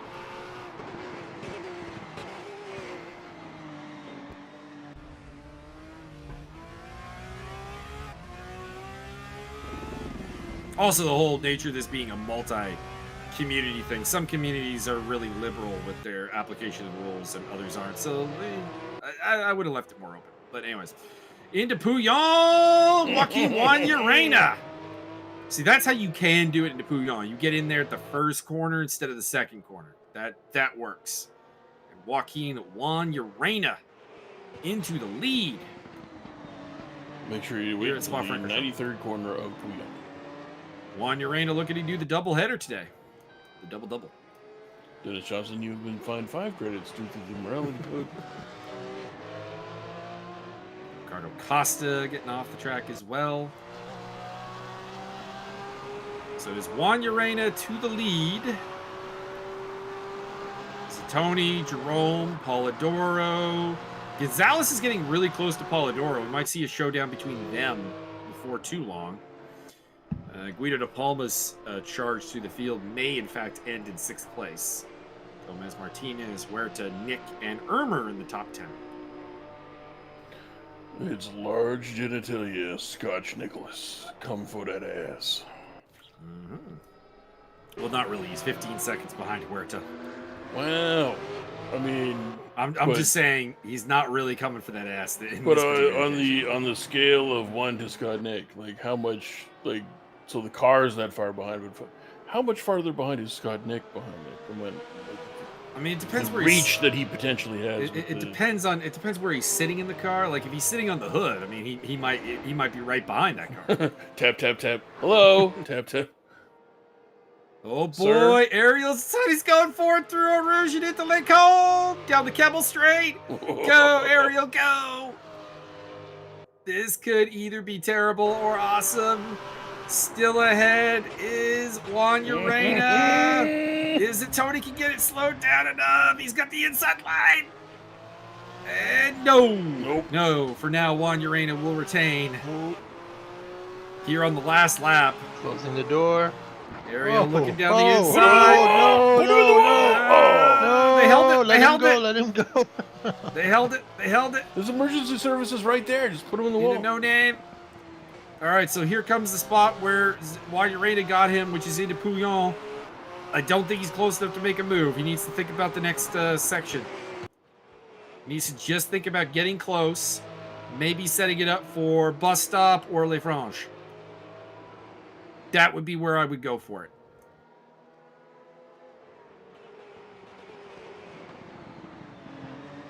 Can he get the job done?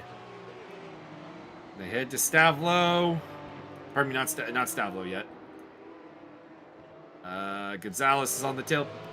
Gonzalez on the tail. Apollodoro. Put us on the battle for the lead, please, Martin. Thank you. Through Stavlo. Approaching Blanchimont.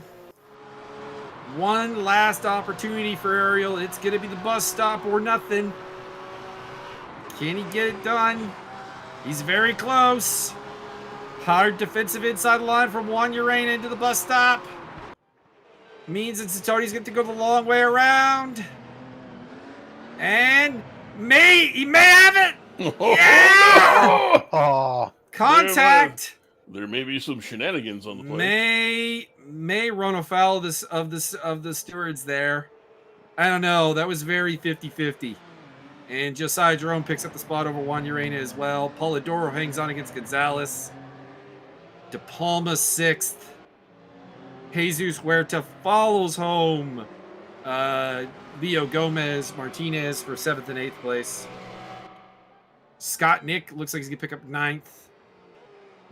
That's Rene Ermer behind him. Good run from Rene Ermer. Top 10 for the Tugas crew. Give a thump of the chest. Applause. Oh, I thought you had gas. No. And he celebrates with a little flash of the headlights. Hell yeah. Richard DeRoche's damaged car comes home in 11th spot. And then it'll be Ricardo Costa and Dennis Johnson to round off the field. What do you guys in chat think? Was it a clean move by Zatoni?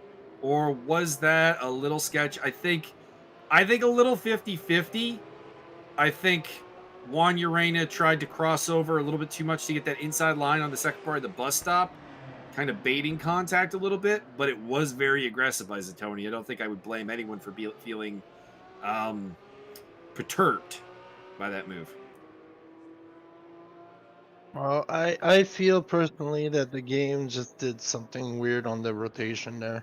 If this was not a game, the door would have been scrunched a little, and they would have moved on, and we would have had a photo finish. See, I think in real life, there's a chance that Zatoni would have forced him into the curb, which would have forced him to reapply the throttle to get control back. So I don't think I can really blame game physics on that one. I don't know. It's an interesting one. I'd want to, if I were the steward, I'd want to look at it a little bit more. But I do feel that Zatoni was very, very aggressive. But at the same time, I do feel Juan Urena wanted his cake and to eat it too, to use the expression, because he went tight to the inside on the first half of bus stop and then floated over tight to the inside on the second part, which, I mean, is a textbook defense, but you're making it so that the only way to get past is contact. So I don't know. It'd be an interesting one to look at from a stewarding perspective. As a closing statement, I would like to state for the record that I also enjoy cake. To be clear, everybody wants to have their cake and eat it too, but like sometimes you're asking for a little bit too much Oh, of racing. No, I just want to eat it. Like, I don't want to keep it around. Jesus, go moldy. Fuck. No. So I don't know. Leave your thoughts in the chat. And we're off to what next? Monza or Nürburgring? I can't remember which. Oh wait, it's on the screen. I can answer it for myself. Nürburgring. Man, those laps are way too damn short. Well, Nürburgring's gonna be long. Shanghai's gonna be long. Monza is gonna be a little bit long. Thank you again for tuning in for the live commentary and racing par English. Peace out and donate to your favorite charity. What? Who's the driver of the day? Driver of the day. Driver of the probably day. your boy Josiah Jerome, because he was squelched and then was doing well. Well, he's doing well, fucked up, and then was doing well and fucked up again, and then came all the way back. I'm gonna go a little bit off the beaten path with my driver of the day because he's a guy that we've seen mostly at the back of the pack, but he did a good job of keeping it clean today in both races. I'm gonna go with Rene Ermer. I think he had a good day. I think like if you look at the baseline for the driver versus what they delivered today, I think he was the bang for buck option. You're just cheering for the inverted Englishman. I would say Ariel Zatoni, but again, I'm biased. I mean, Ariel did pull off one hell of an overtake there, so that is a very, very relevant pick. All right, let's end the stream, gentlemen. Thank you for being there, all of you. Have a good night. Have a good one, everybody. Josiah, get better.